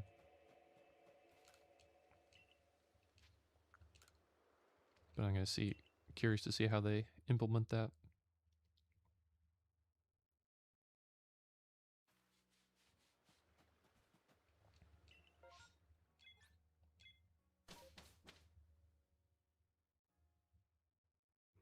You think they'll bring back Megas in Generation 10?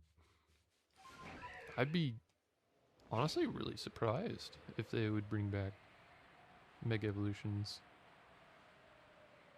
I feel like ZA was their debut of them coming back, and then I think they're gonna kind of be reserved for like champions for a minute. I mean, yeah, I thoroughly enjoy it for sure. But also, I think like the development cycle takes so long that by the time they come back, it'll probably be a few years.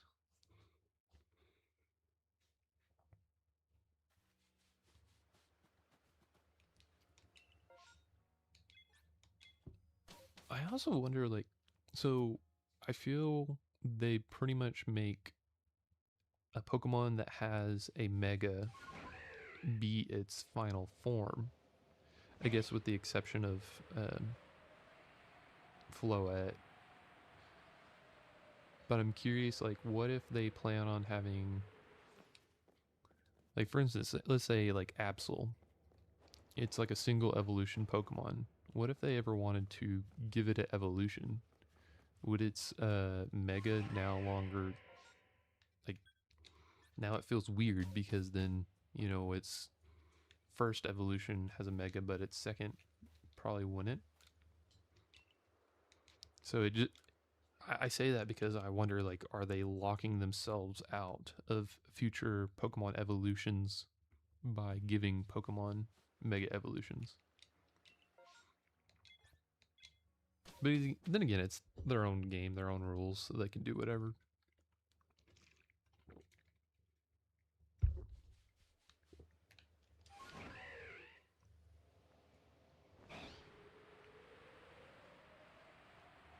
I mean, who knows? They could do baby Mega Evolutions like Pichu and Magby.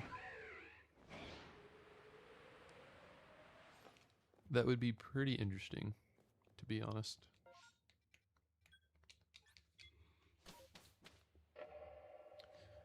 I did hear a rumor that they were wanting to do like a Legends Galar game and bring back Gigantamax and Dynamax Pokemon, which I feel like they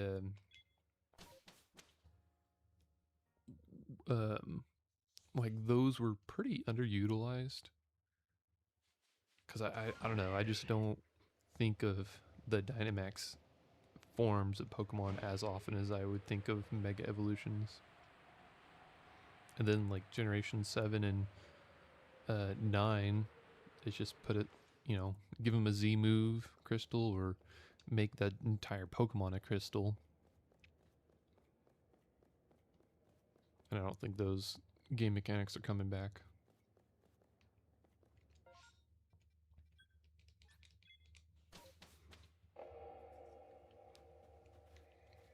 But if they do bring a new like form variant, you know for a fact Charizard's gonna get one. Charizard and Gengar. Well, hello. Welcome into the chat.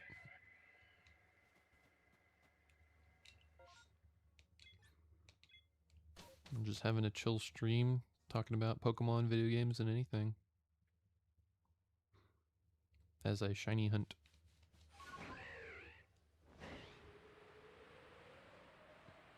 I would like to get at least one shiny before I move on to another game.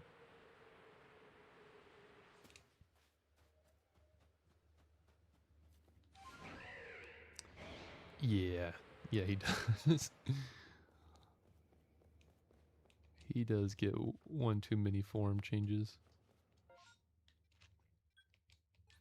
I do like that they now finally gave shinies to, or not shinies, dual forms to other Pokemon like Garchomp and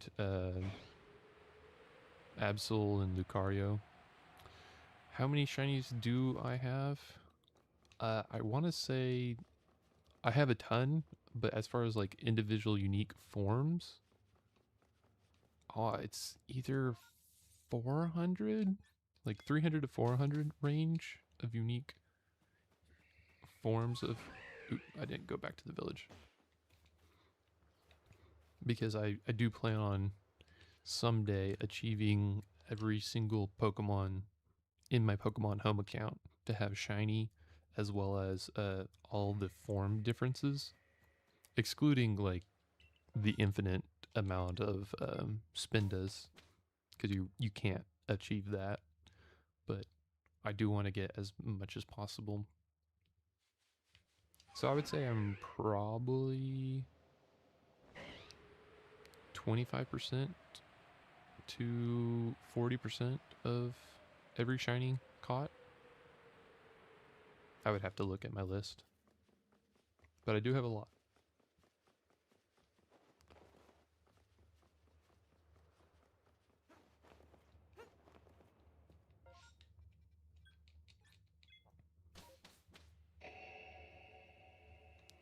Have you ever thought about shiny giveaways? Um, Not too much. Like, if I were to do it, it would either be in Scarlet and Violet or ZA. Although I don't think the Wonder Trade function exists in ZA. I would do it with duplicates for sure if I ever did it.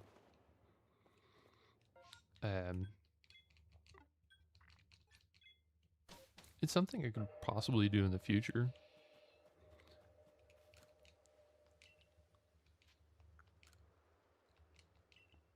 But I try to, like, these streams I do on Saturday are more just kind of like a relaxing stream that I do, just a game that I want to play. Because actually, most of my content on YouTube is actually currently Minecraft. So I don't play a ton of Pokemon except for these weekends that I have. If I ever, you know, did well enough with YouTube or Twitch and I could move to full time, which that would be amazing, but also way down the road, I would, you know, do more Pokemon content, more Minecraft, more everything. I would just have more time to do it. And depending on just the demand of what people wanted to see. I would definitely consider it.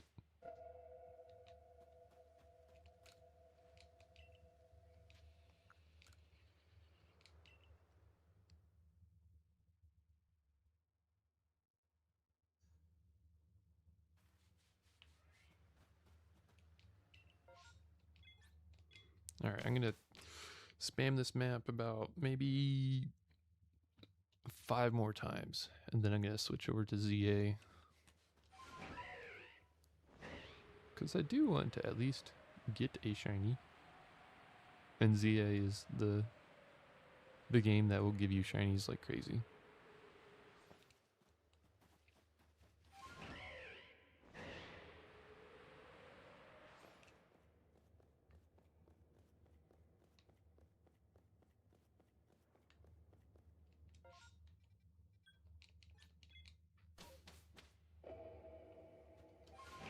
Oh, I almost did it again.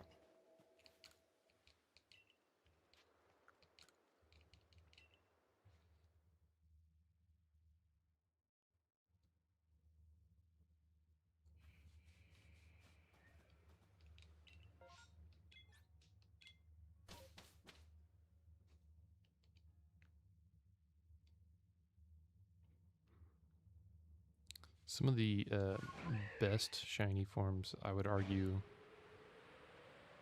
are probably black and gold.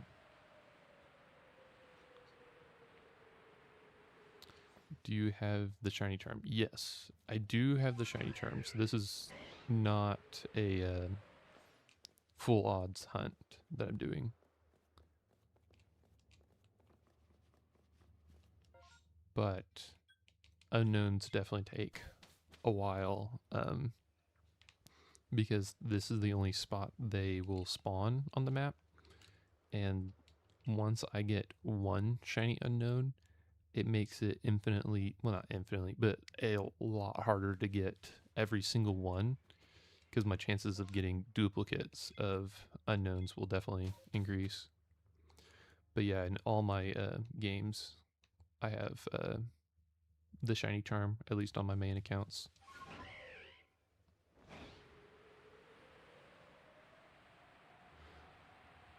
Well, yeah, that is definitely something I would recommend if you were going for the shiny charm, is to beat the game.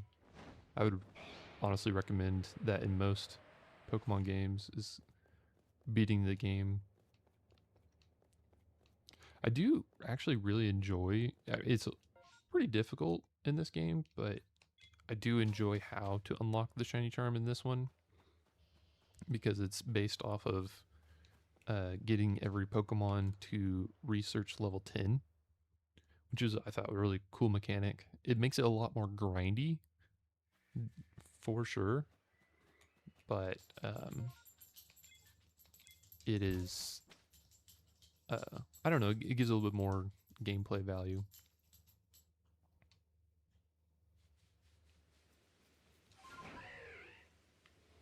I want to say the ones I was stuck on the longest were like Cherupi and Cherim, because they only come from trees. So I just never really battled a ton of Pokemon that were in shaking trees.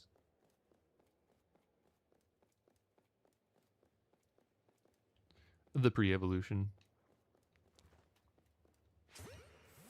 So like the cherry Pokemon. Oh, that's not a massive outbreak. Then you should be pretty good. I'm trying to remember what else was somewhat difficult. I mean, the unknowns, I would definitely look up a YouTube video on like where they're all at, because those, yeah, those can be hard to find sometimes. And then Spirit Tomb, that's another collectathon of just getting all the little spirit pieces to get Spirit Tomb.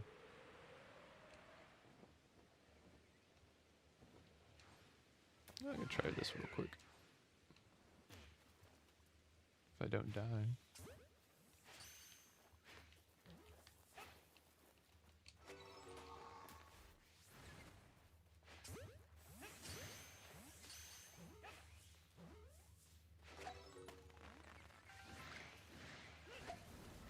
And they got all aggro on me. Okay, well.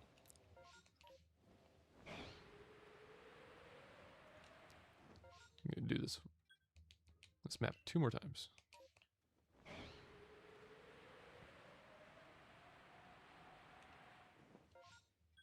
I thought you said you were, or you just, is this just for the first map? Because if you're,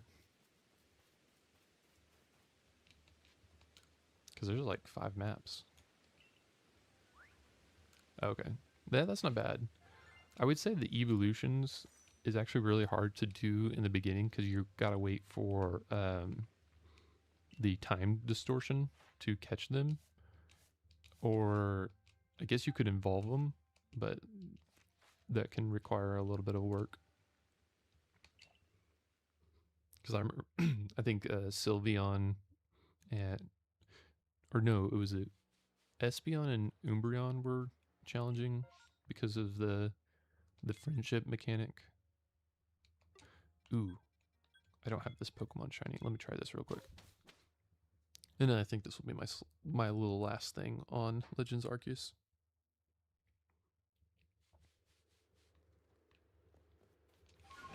Nice.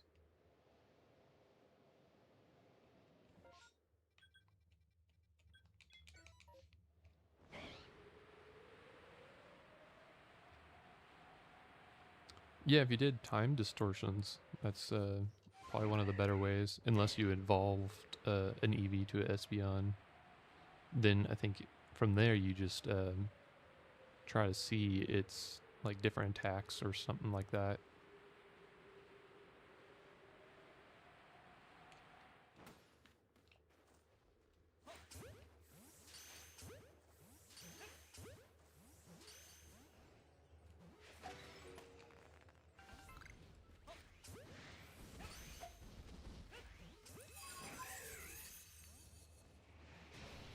Yeah.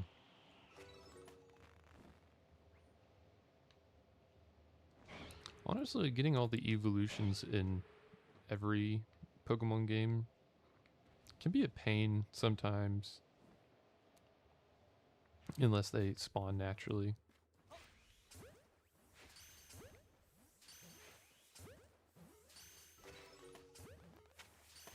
But I'm very thankful they made Glaceon and Leafeon like much easier in modern games with just having an Ice Stone or Leaf Stone.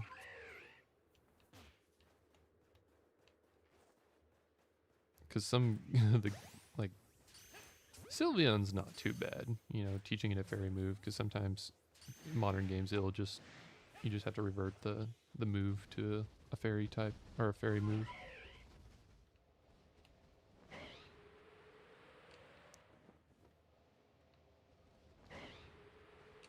Yeah. Yeah, I think honestly, like with the Legends games, having boss Pokemon was really cool. Being with like the different Hisuians for Legends Arceus, and then different Mega Evolutions for ZA. Some of the ZA bosses actually took me a hot minute to finish.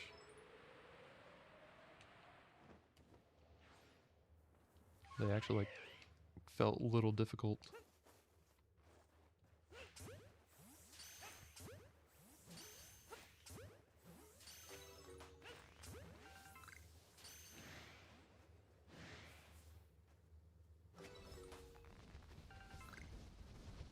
I think that's all of them. No shiny there either. Alright. Well, let me head back to camp.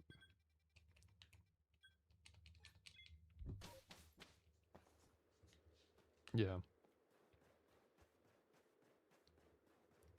For sure.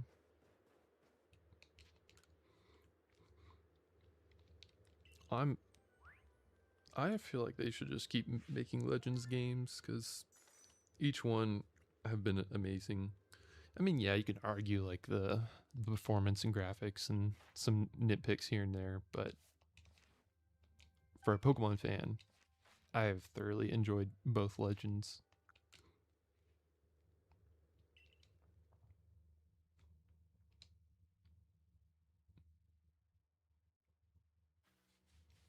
I mean, you know, as a shiny hunter, seeing that the shiny sound has been a really fun thing as well.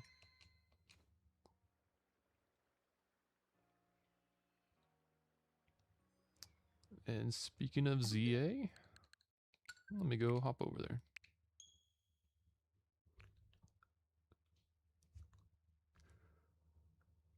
I think the cutscenes in ZA, I have more problem with that there's no voice acting. I think Pokemon, at the stage it's at, they definitely need some voice acting.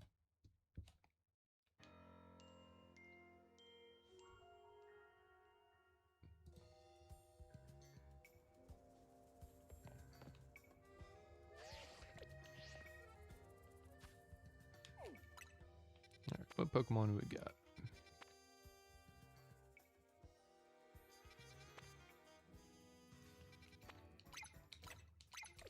I think I need a Fido.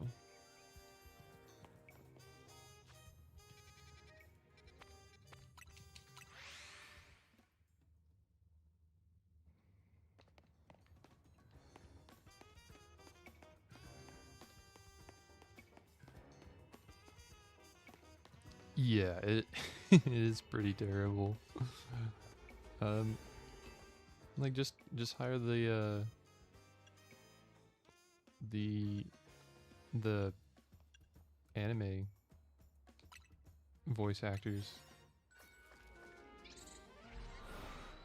I mean, yeah, sure, it takes a little bit longer to develop a game with multiple languages because of just how much you have to do.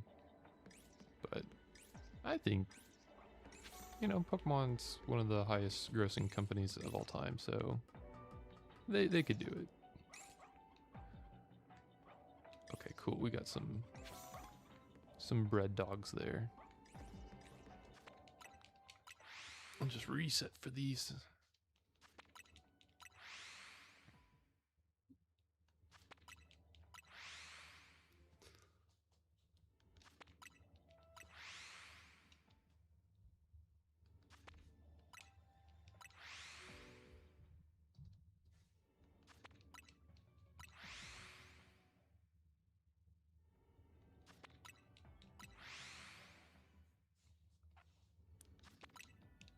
Yeah. Because I don't think they've had any voice acting in any of the games. I would argue probably one of the more emotional Pokemon games that has like a story that could it could do really well with voice acting was like the Mystery Dungeon games, but that wasn't a mainline.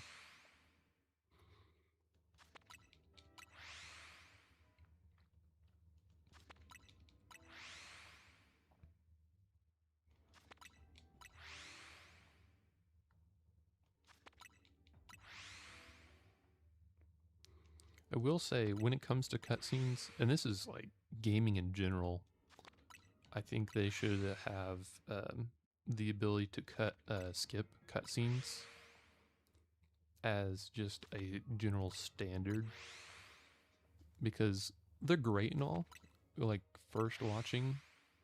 But say if you played a game a second time around and it's now like your second time viewing a cutscene, it's like, especially if it's like a 5-minute cutscene, it's like, I just want to get to the gameplay.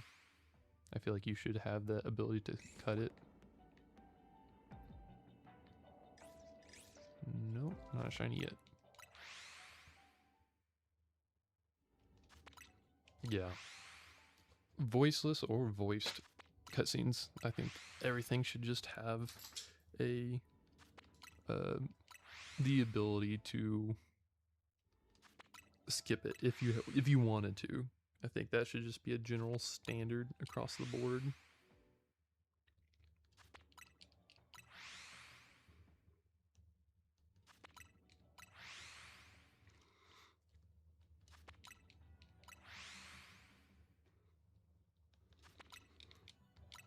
Trying to think what other.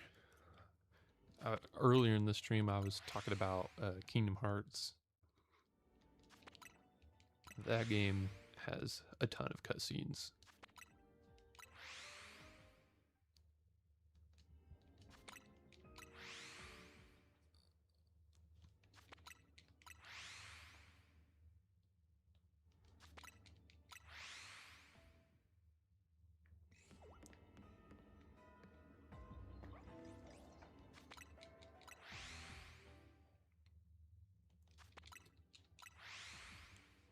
Another thing I'm thinking about is if you ever watch like speedrunners play video games, uh, it's really funny when a speedrunner encounters a unskippable cutscene, and they're like going through the game as like super fast and just going crazy, and then they hit a cutscene and then they just kind of like lay back and just wait. I think I watched a Titanfall speed run at one point, and it had like an unskippable cutscene, and it was just like constant go go go go go go stop, and just there's nothing you can do about it. You just had to watch and relax.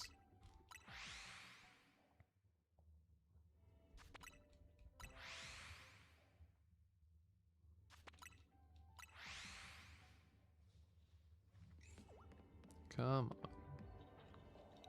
I've been shiny-less this entire stream.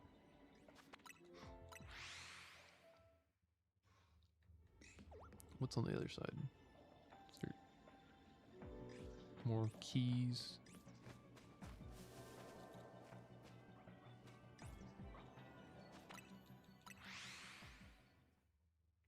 I just want my toasted doggy.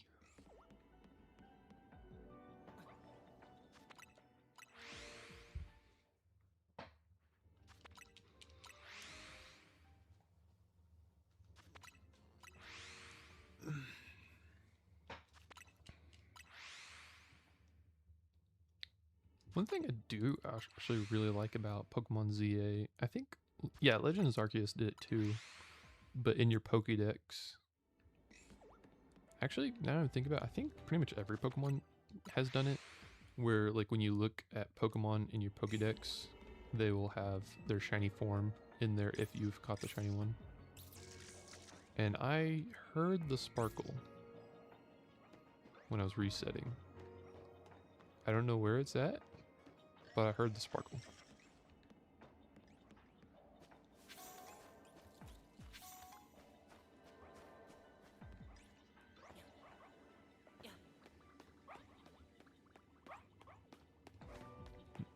I want this guy to be shiny though, because I already have the keys.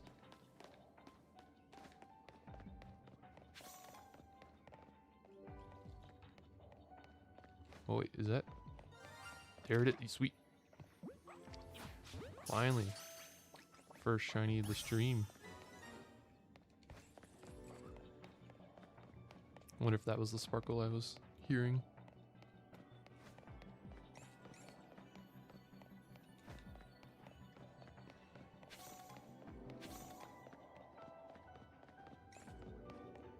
I think it was, because I don't see anything else.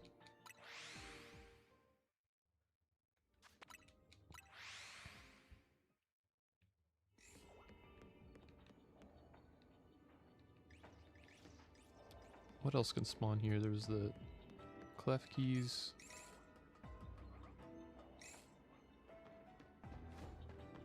Fido. I thought there was like one other Pokemon that could spawn in here.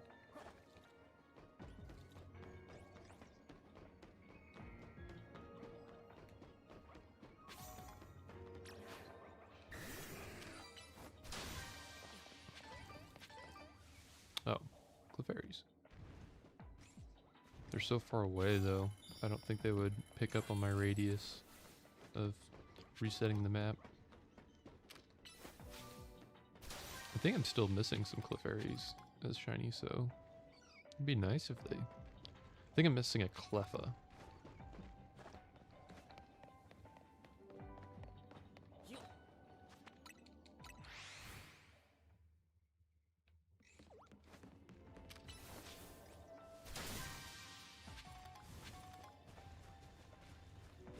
Cleffa becomes has green ears when it's shiny.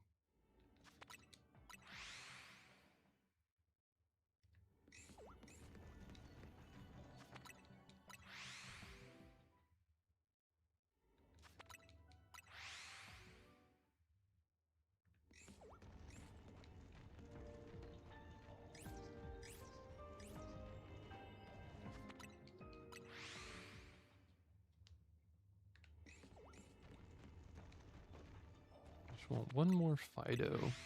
That way I can get its evolution as well. I don't think I ever actually shiny hunted its shiny form in Scarlet and Violet. I wonder what Gen 10 shiny hunting methods would bring if they would bring back like certain mechanics like fishing or something, because I think it's very heavily water based, at least based on the trailer. That would be curious.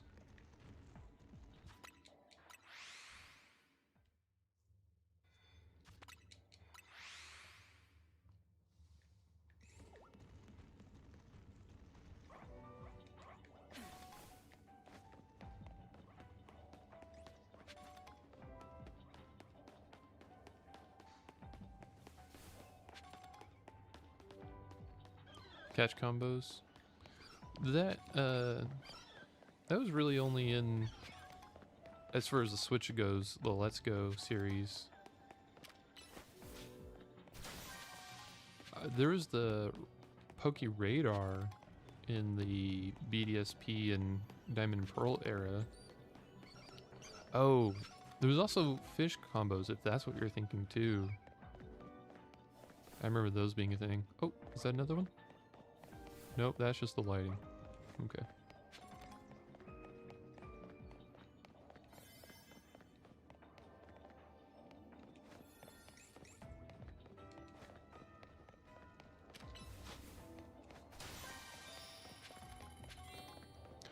I hope they bring a lot of things from ZA back to the next gen, because I really like the aspect of halting a Pokemon's like evolution. Because in this game, if a Pokemon can evolve, it won't disrupt your gameplay. It'll just, like, you have to open your menu and it's like, oh, they can evolve and you can evolve them now if you want to. And I like that. Because I don't like getting interrupted by a Pokemon evolving after a battle. I like to have it on my own terms. Same thing with moves.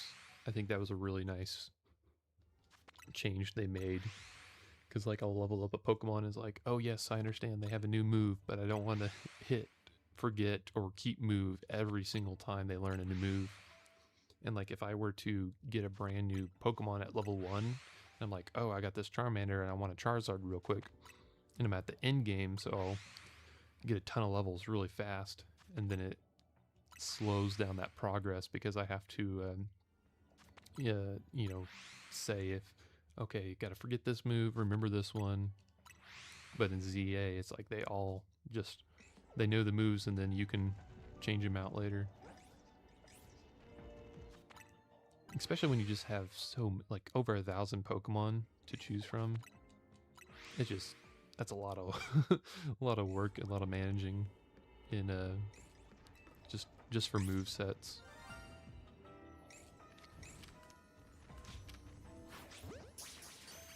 Well, get another spare key. I hear spare keys are nice when you lose the first.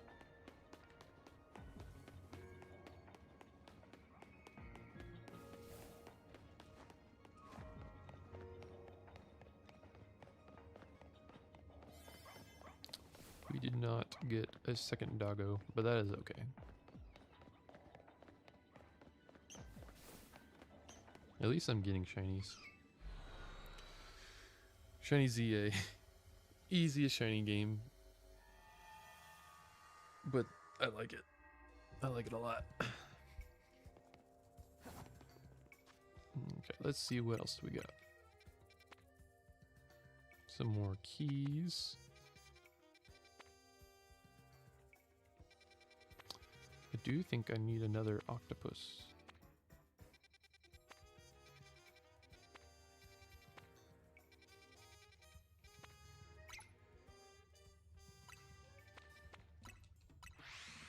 I saw a Mankey on the map. It made me think, I think this week in particular for Pokemon Scarlet and Violet, there's actually an event for Mankeys to be even easier to find shiny for this weekend only. I might try that just for funsies after this. Just to see how many Mankeys I can get in like a 30-minute period.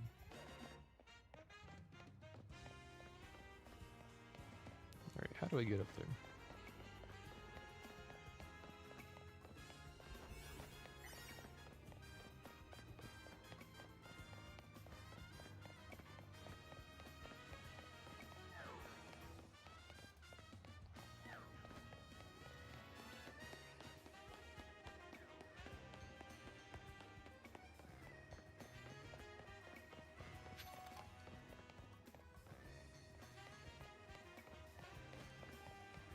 I wish there was an easier way to see like where the best route to get on top.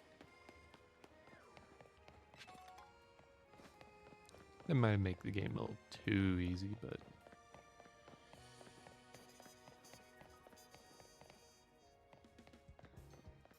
oh, here's the hollow elevator.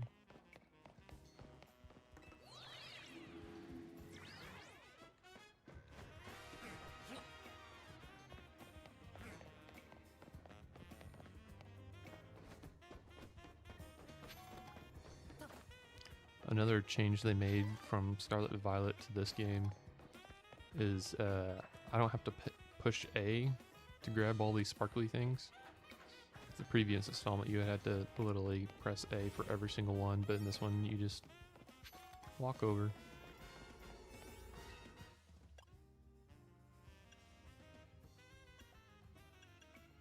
I need to make some more donuts.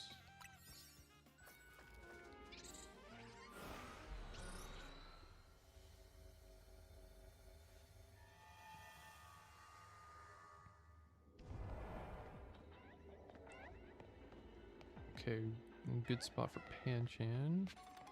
What about my octopus?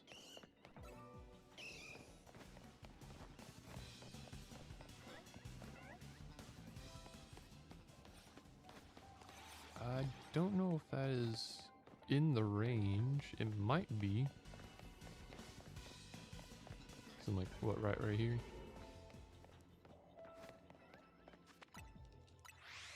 Let me try 5 resets and see how that looks.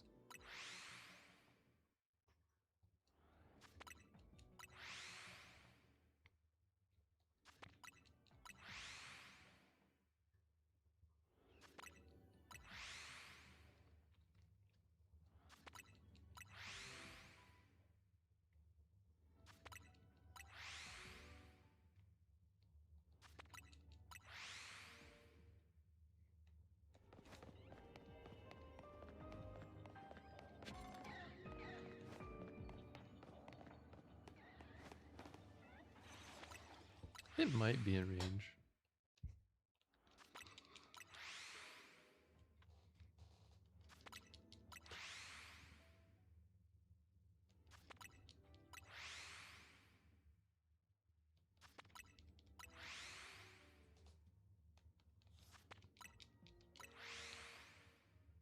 Any plans for a Discord server?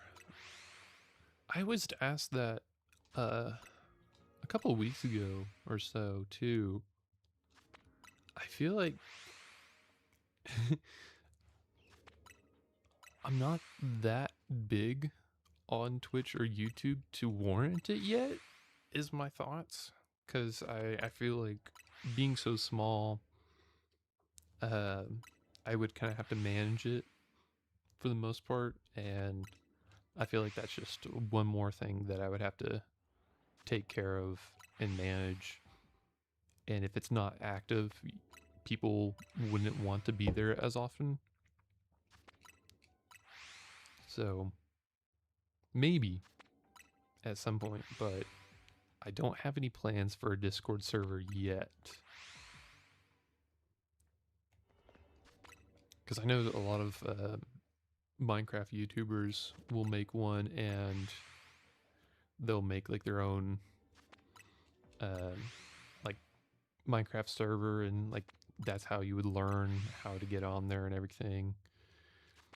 But my experience with a lot of YouTuber Discord servers, if it's not active, people just don't really get on there that often. I mean, I would like to give like updates on like my content of where it's coming out, what I'm doing, but I don't know if Discord is the best place for that. I've experimented with like stories on Instagram and TikTok and whatnot, and post on YouTube, and I might give those more tries. I'm still kind of learning it all.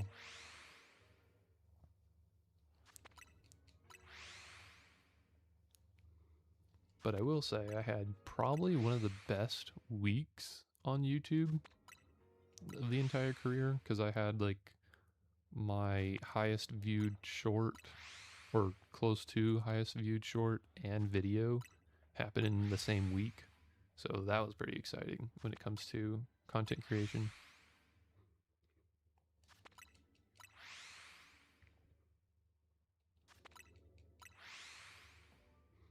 But I was also a little sad to hear that to get monetized on YouTube, the requirements are doubling in February. So I was like, oof, that's gonna be rough.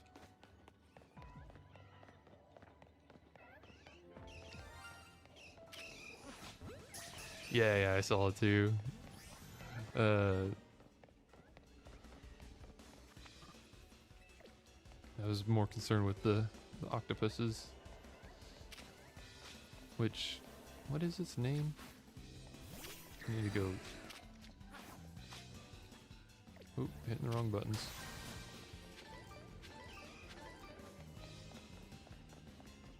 Is it Clobber? Yeah. Clobopus?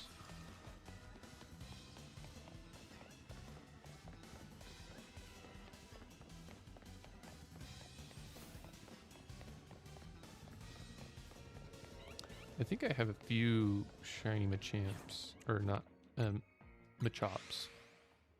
But I don't know how many more I need. I think I might have the full line. I would have to look at Pokemon Home.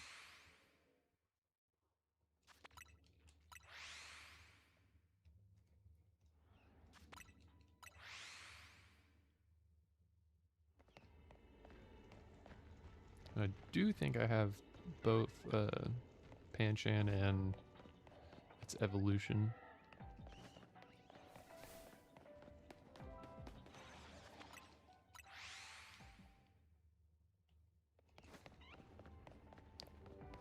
Yeah, I feel like it's actually out of my range, so I might have a better time spawning shinies, like walking a little bit every time I reset. Downside is get aggroed.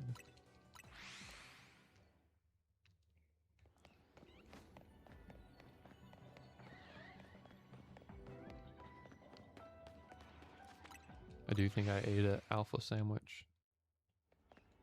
There's more. Oh yeah, I see it in the top left. Alpha 2. Meaning there's a really good chance of a lot of the Pokemon being alpha Pokemon. I know there's like a whole community out there with both Legends, Arceus, and ZA of trying to get every Pokemon possible shiny alpha. I don't know if I'll do that. At least not for a while. I think I just want to focus on getting one of everything first. But I am excited that Pokemon Home, with the unfortunate news of Pokemon Bank closing, they are expanding the storage of Pokemon Home. So I will actually have more opportunities to expand if needed. So that's exciting. So I want to say it's like 6,000 going to 9,000.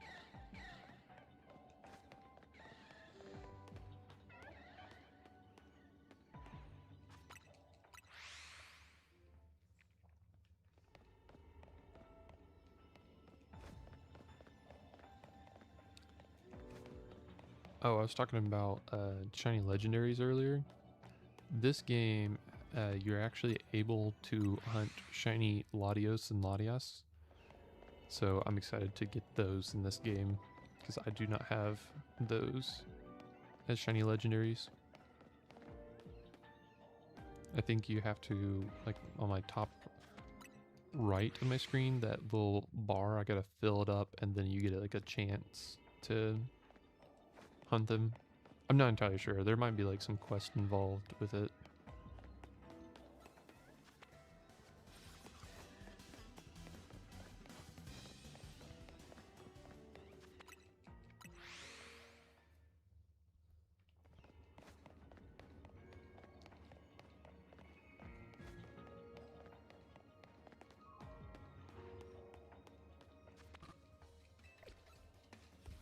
Man, I catch aggro so fast.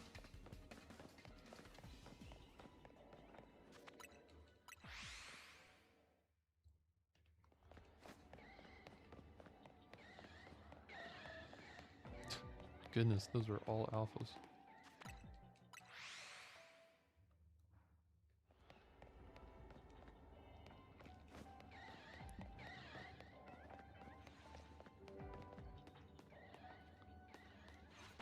I also wonder for Generation 10 if they'll keep the alpha size or if they'll do like Scarlet and Violet and kind of shrink them. Because I enjoy like the alpha Pokemons being ridiculously big. Like that's kind of the fun aspect of them. So I hope they bring that back for Generation 10. Like if you were to bring an alpha Pokemon from a previous generation game, that it kind of keeps its size for the most part.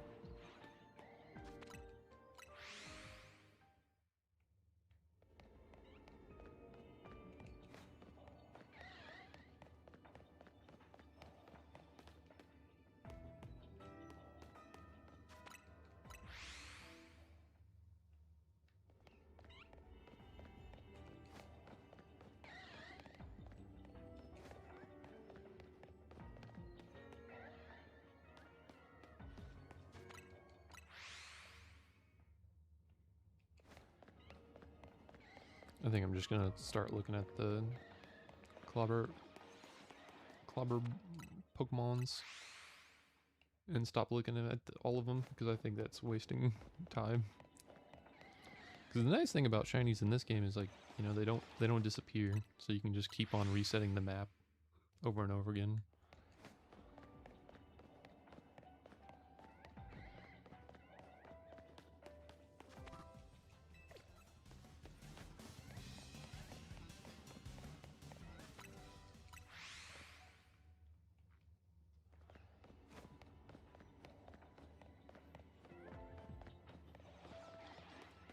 Say I won't look at them and then I turn around and look at them anyway by habit.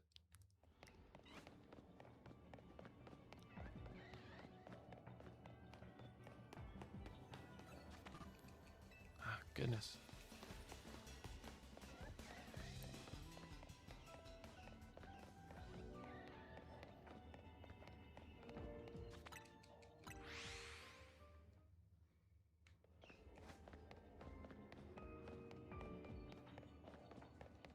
It's so hard not to look over there because it's just like an instinct of once you do it so many times, I'm like, I just want to look over there.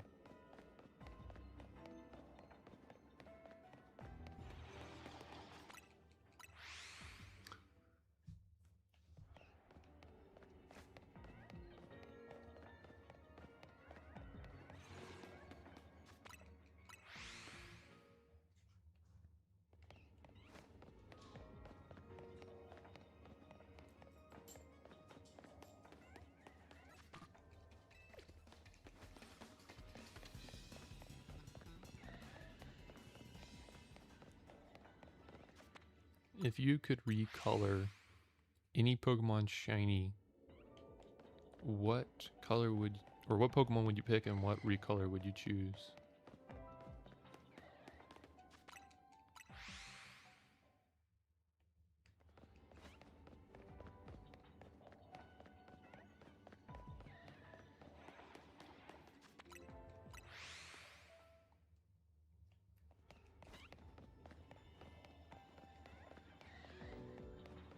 For me, it would probably be like, I would choose, honestly, any Pokemon to recolor in black. Black and gold. Those are some of the best.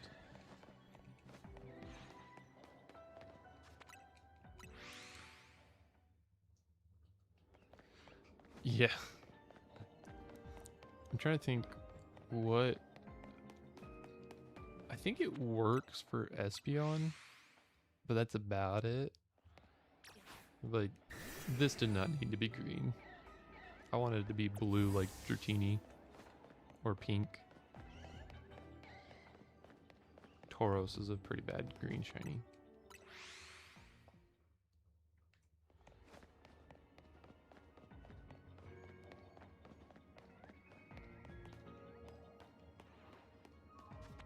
But speaking of green shinies,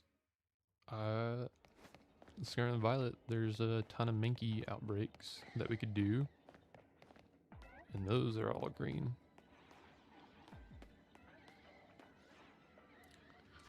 I think I'm gonna go do that now. Where's my save button? Oh yeah, it's there.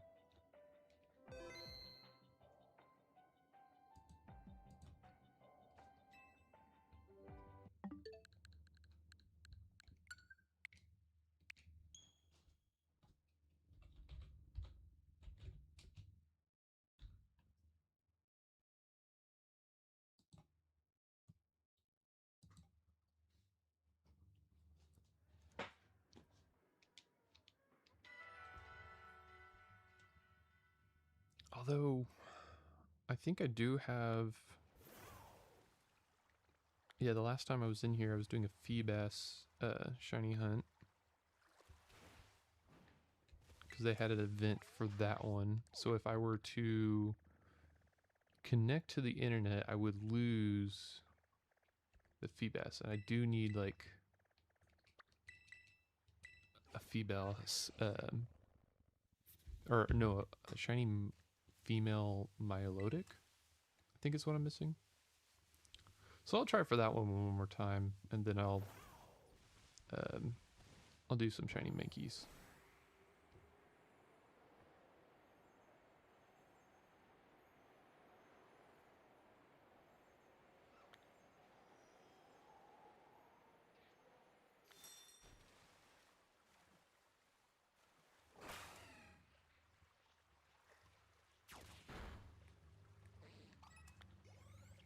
Oh, this is actually a pretty good spot too.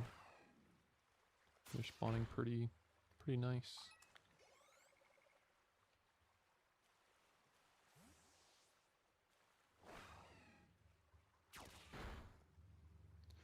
I wish I could isolate them where like the other water Pokemon didn't pop up, but that's pretty hard to do.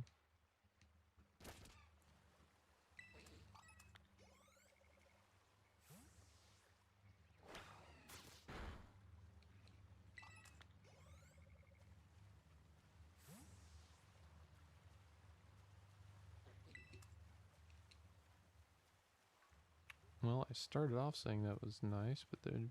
Oh, they're there. They stopped spawning for a minute.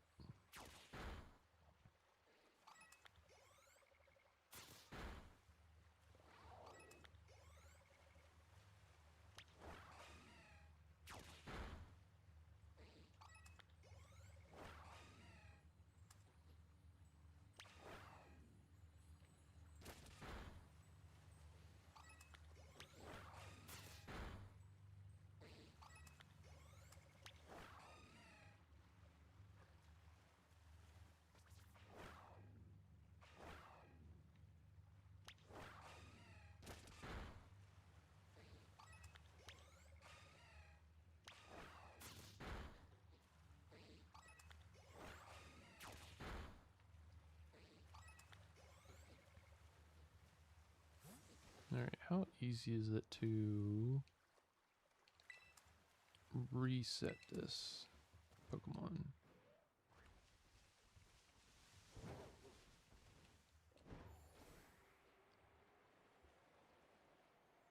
Get 1, 2, 3.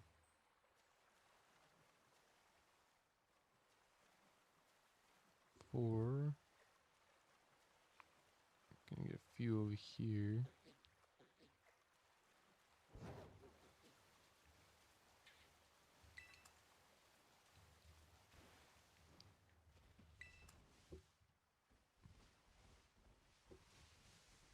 Because the key on this game to like reset them, since you can't just, I mean, you can spam a location, but it's not as efficient in this game. I try to like walk away till they despawn and then walk back.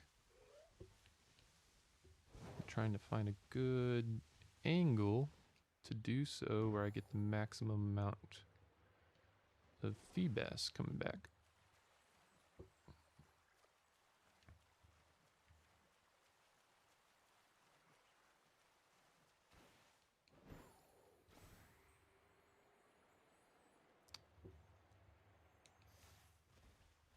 And it doesn't look like I'm getting a good angle at all.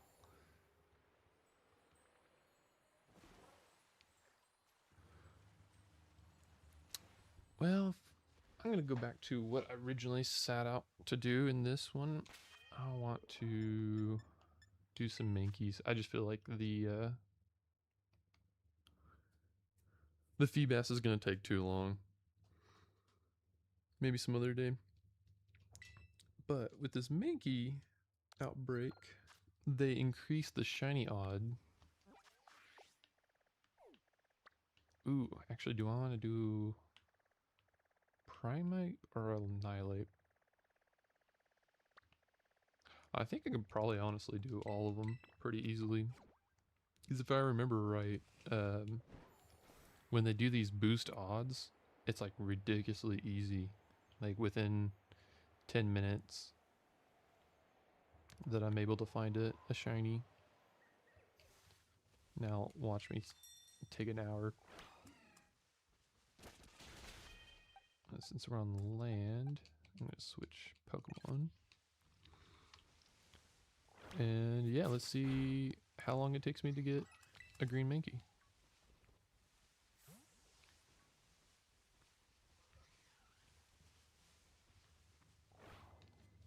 I feel like this would be like a good time to learn how to do some widgets on Twitch or OBS, I mean. And like put like a little timer and see how long it actually does take me. I should look into that so I can have that for another stream at some point.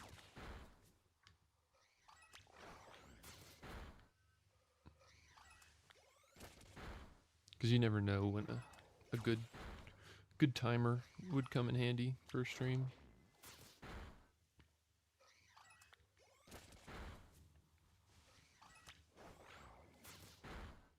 I've seen some shiny hunters like actually have little icons of the Pokemon that they're shiny hunting on the bottom of their screen.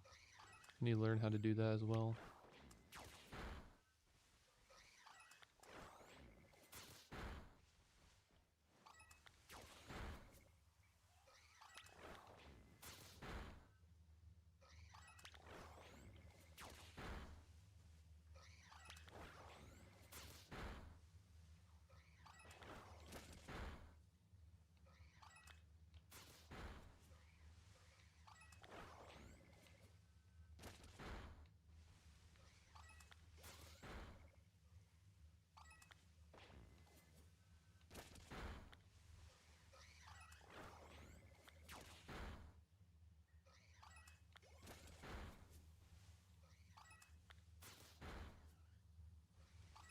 Just add a source. Yeah. Yeah, I can definitely look into. Although switching it on the fly during the stream, I think that's maybe something I need to also research in. I mean, there's probably tutorials on YouTube I can learn.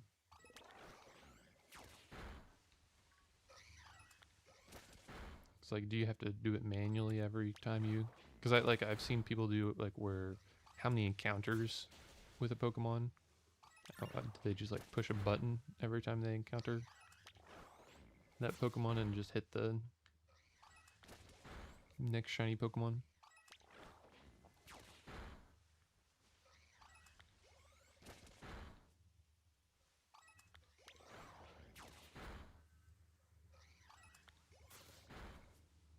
Yeah.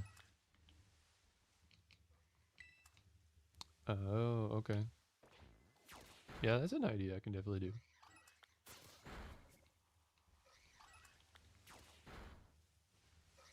I feel like that would increase engagement on these type of streams.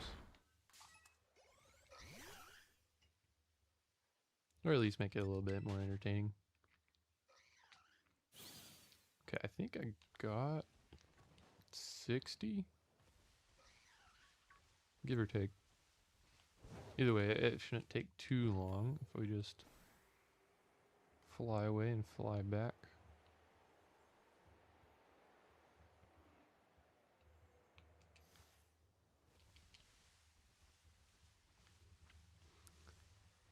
But yeah, this is the kind of thing I'm talking about when in the early of the stream of shiny hunting in this game. You can't be reliant on the sparkle sound, so it's just a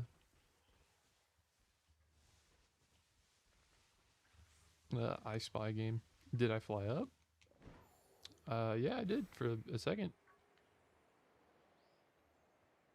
I thought it, yeah, despawns them.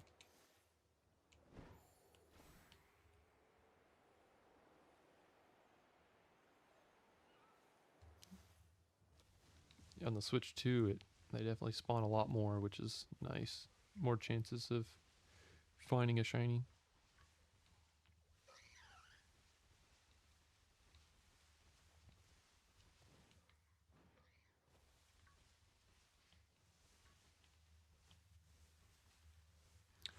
Oh, so in the DLC, you so like in the base game you get this glide, but then you click the analog stick and then you can go in any direction. It's one of the like final things that you unlock in the DLC of the Indigo disc. It makes travel a lot better. You can pretty much just go anywhere, fly.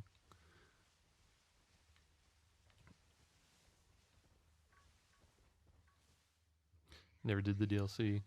Yeah. Well, yeah, this is the first DLC. I mean, obviously, you know, shiny hunting. Of course, I want the DLC. It has a ton more Pokemon to unlock, but from story wise, I thought it was actually pretty decent. Um, it was very interesting. The Indigo disc, probably the more forgettable out of the two, which is this one that I'm on.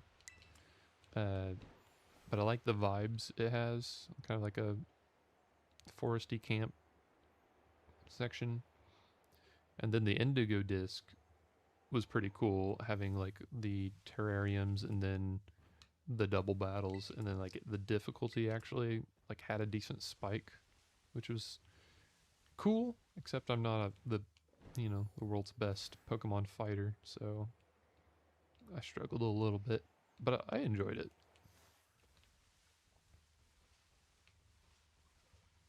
So I want to say this one like had more of a focus on the new legendaries, which Ogerpon was a pretty cool legendary, but the other three, I forget what their name. I want to say it was like Okidori and Fezidipede. They were a little forgettable.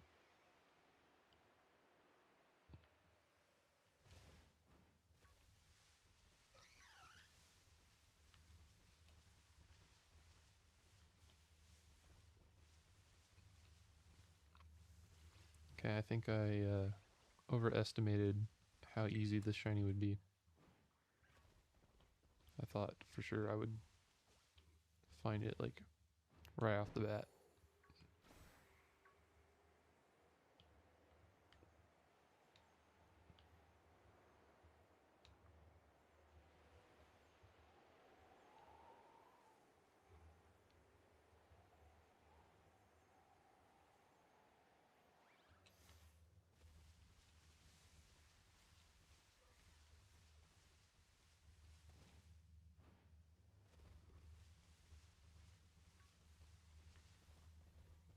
But yeah, I would also say the Indigo disc has some pretty cool moments. Being with the amount of Pokemon that you can find there and like the split terrain of like the 4 seasons. I thought was pretty cool.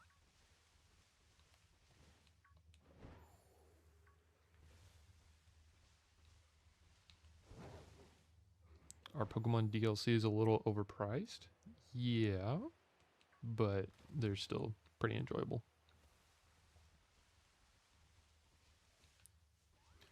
I do prefer Pokemon DLCs over a third game because then you're not playing the game all over again.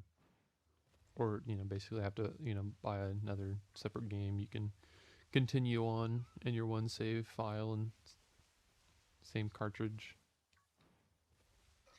And I feel like that's what they're going to do going forward is no longer have a third installment.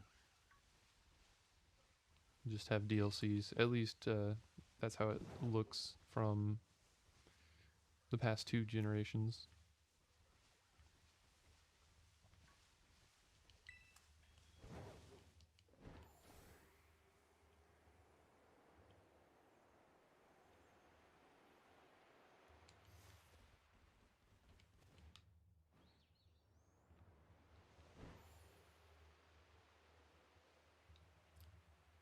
What would be the best second expansion for a game like Emerald, Platinum, Ultra Sun and Moon, Black and White 2? Am I missing? There was no Z. There was, I think, was Crystal? Was that one? And I think Yellow. I think those were all the like expansion games. I never played a second gen game. I just always missed out on Gold and Silver. So I hope they do come out with a different, whether it be like a Let's Go or a Legends game. I would like to go to Generation 2 at some point.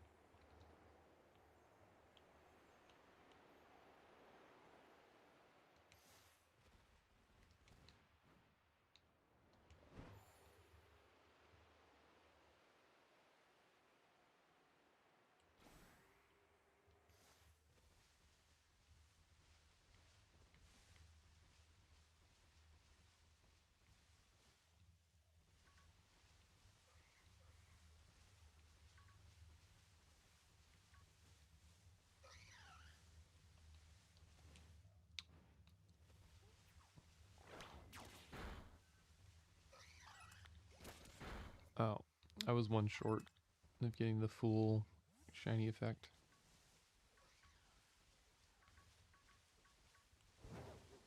Not that it seems like it's helping all that much.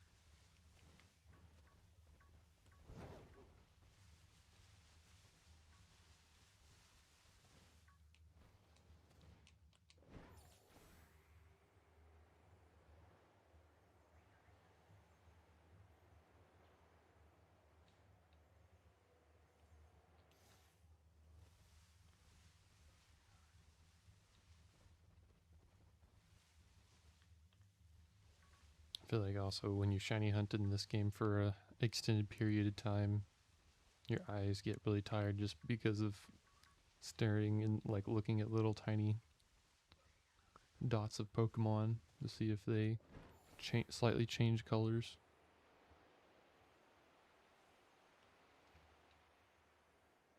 I'm glad I never shiny hunted Tynamo in this game.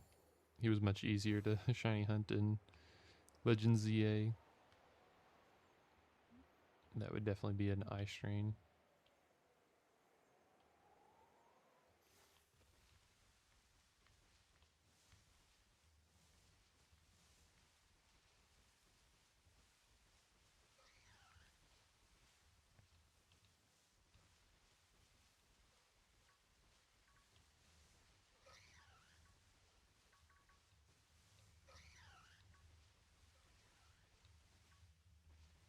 Goodness. I might just be impatient, but I thought for sure I was going to get it before too long.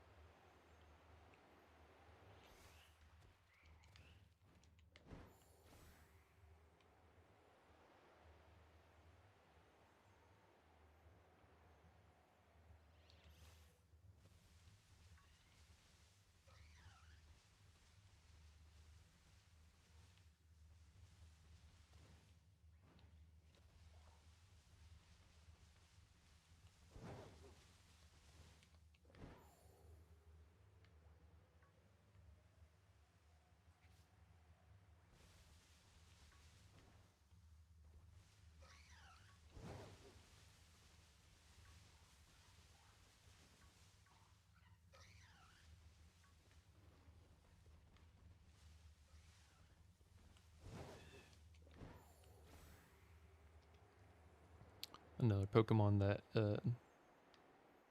is not the best looking green shiny is Stantler. Well, thank you for the shiny luck. I appreciate it. It has been slower than normal.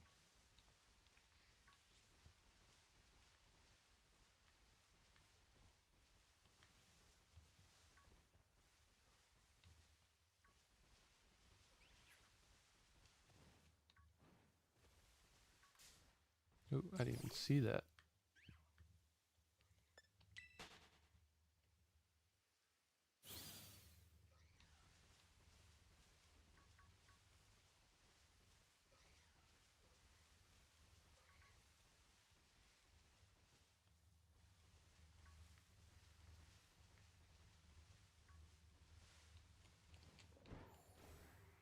Man. You think for the event where they're like, oh, and boost shiny odds, you would see a little bit more shinies.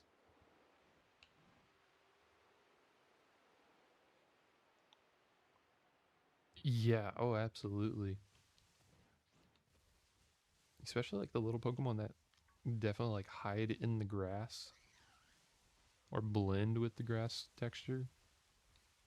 Yeah, for sure.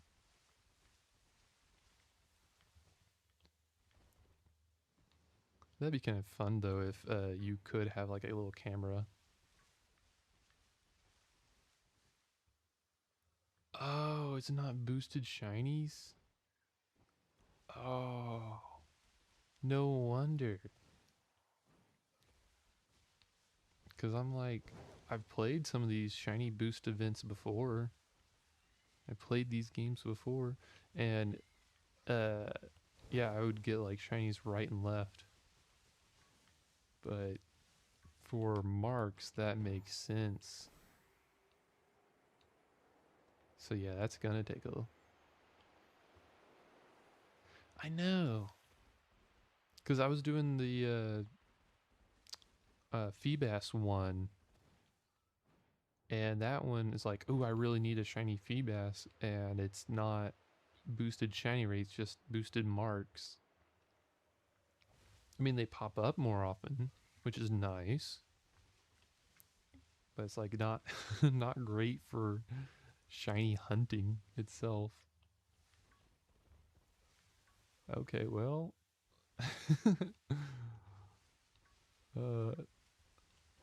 Now I don't know if I want to like continue shiny hunting this particular Mankey, because it's like it's gonna be like a just a normal shiny hunt, and I already have a shiny Mankey, but now I'm like I'm too far in, where it's I think that's the problem with shiny hunters like myself or anyone else that shiny hunts is like, well, I've already spent X amount of time shiny hunting, so surely the next time it'll be there. It's like a gambling addiction, honestly. Well, thank you for the follow. I appreciate it.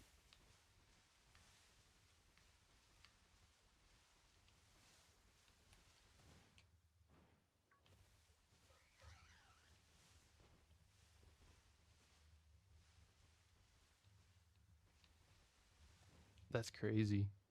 That's like a huge flip flop going from 0 to 5.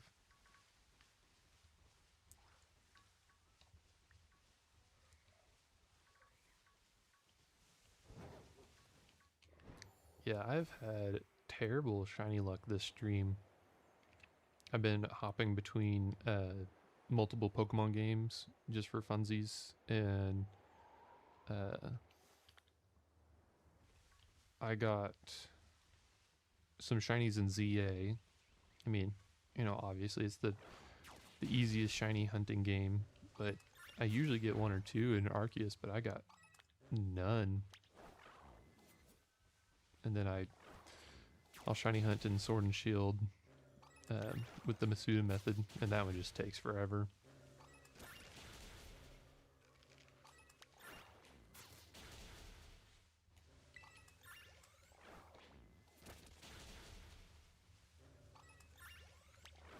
I was actually kind of like surprised that they were doing these Scarlet and Violet events, because I felt like they were kind of done with Scarlet and Violet with all the features. But I guess they're doing some more, but now I'm a little disappointed that they're not shiny boosted, because I'm not a big mark collector or ribbon collector. Mainly just want them all shiny one day.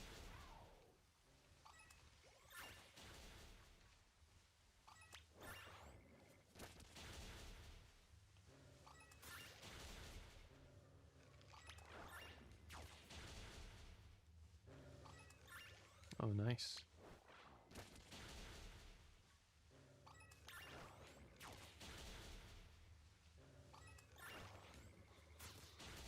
Yeah, I know there's definitely a new market with the marks of people wanting to collect those, especially since in the newer games, shiny Pokemon are like easier for most people to get compared to the older ones, so they want to have that extra mark of being like, oh, this is even more rare, which I mean I get.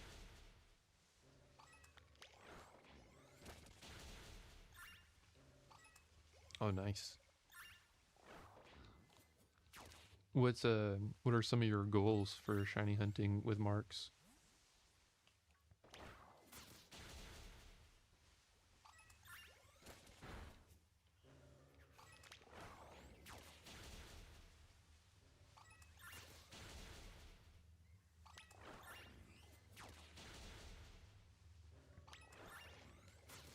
That's a big pretty feat. Well, I guess, because is Marks only in Scarlet and Violet? So that means just Scarlet and Violet living decks?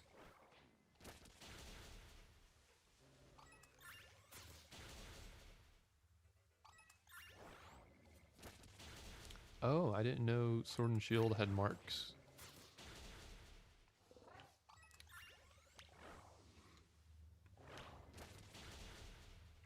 Does the ribbon system still exist? Like, can you still get ribbons in the modern games? Because I know that was like a big deal back in the DS era. I just wonder, like, can you get marks and ribbons and whatnot?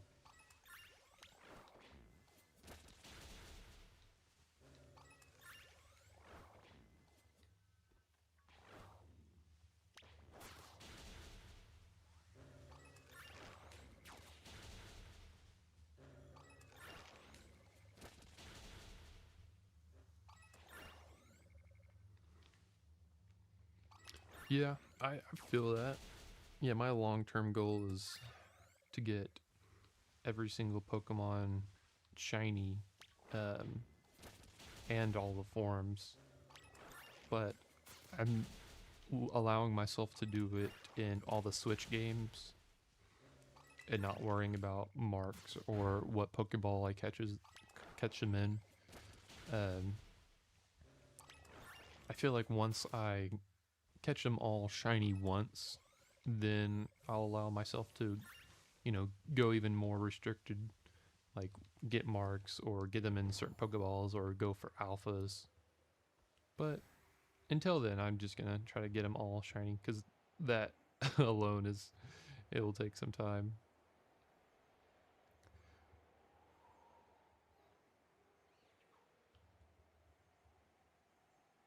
Well, thank you, Samurai. You have a good one, and I'll probably see you in the next stream. You take care. Ribbons aren't in the newest game, but can be moved to them. Hmm.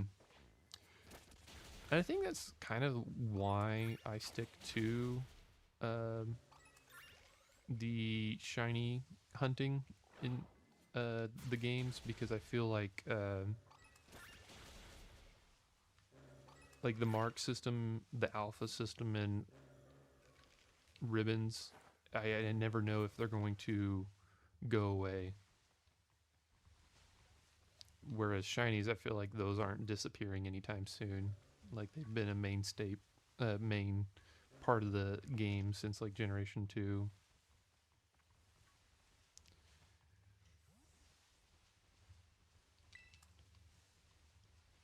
Ah.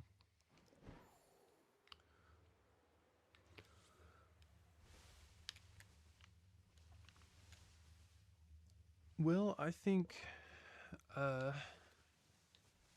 well, let me try it just a little bit longer for.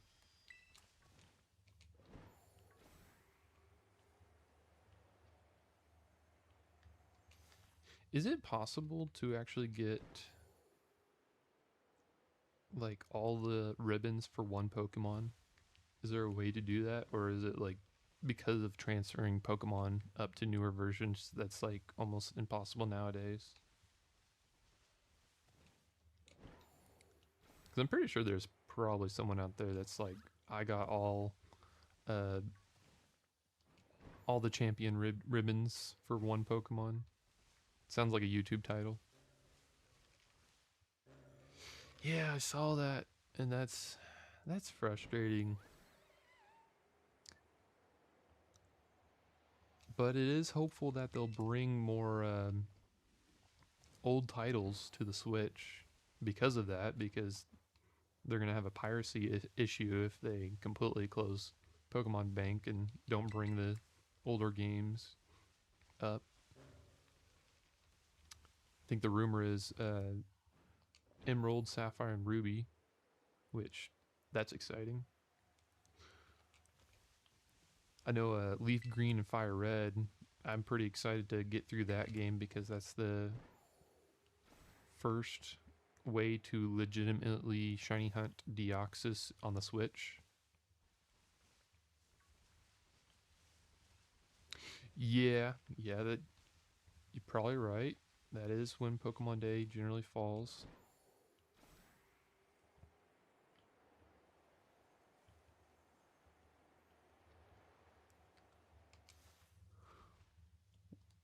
Well, I think I'm going to probably close off my stream right about here because I've been streaming for a hot minute, and I gotta go back to making some of my YouTube videos.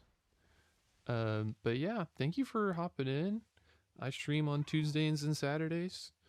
Um, kind of Pokemon on the weekends and Minecraft on Tuesday. And everyone have a fantastic one and see you next time.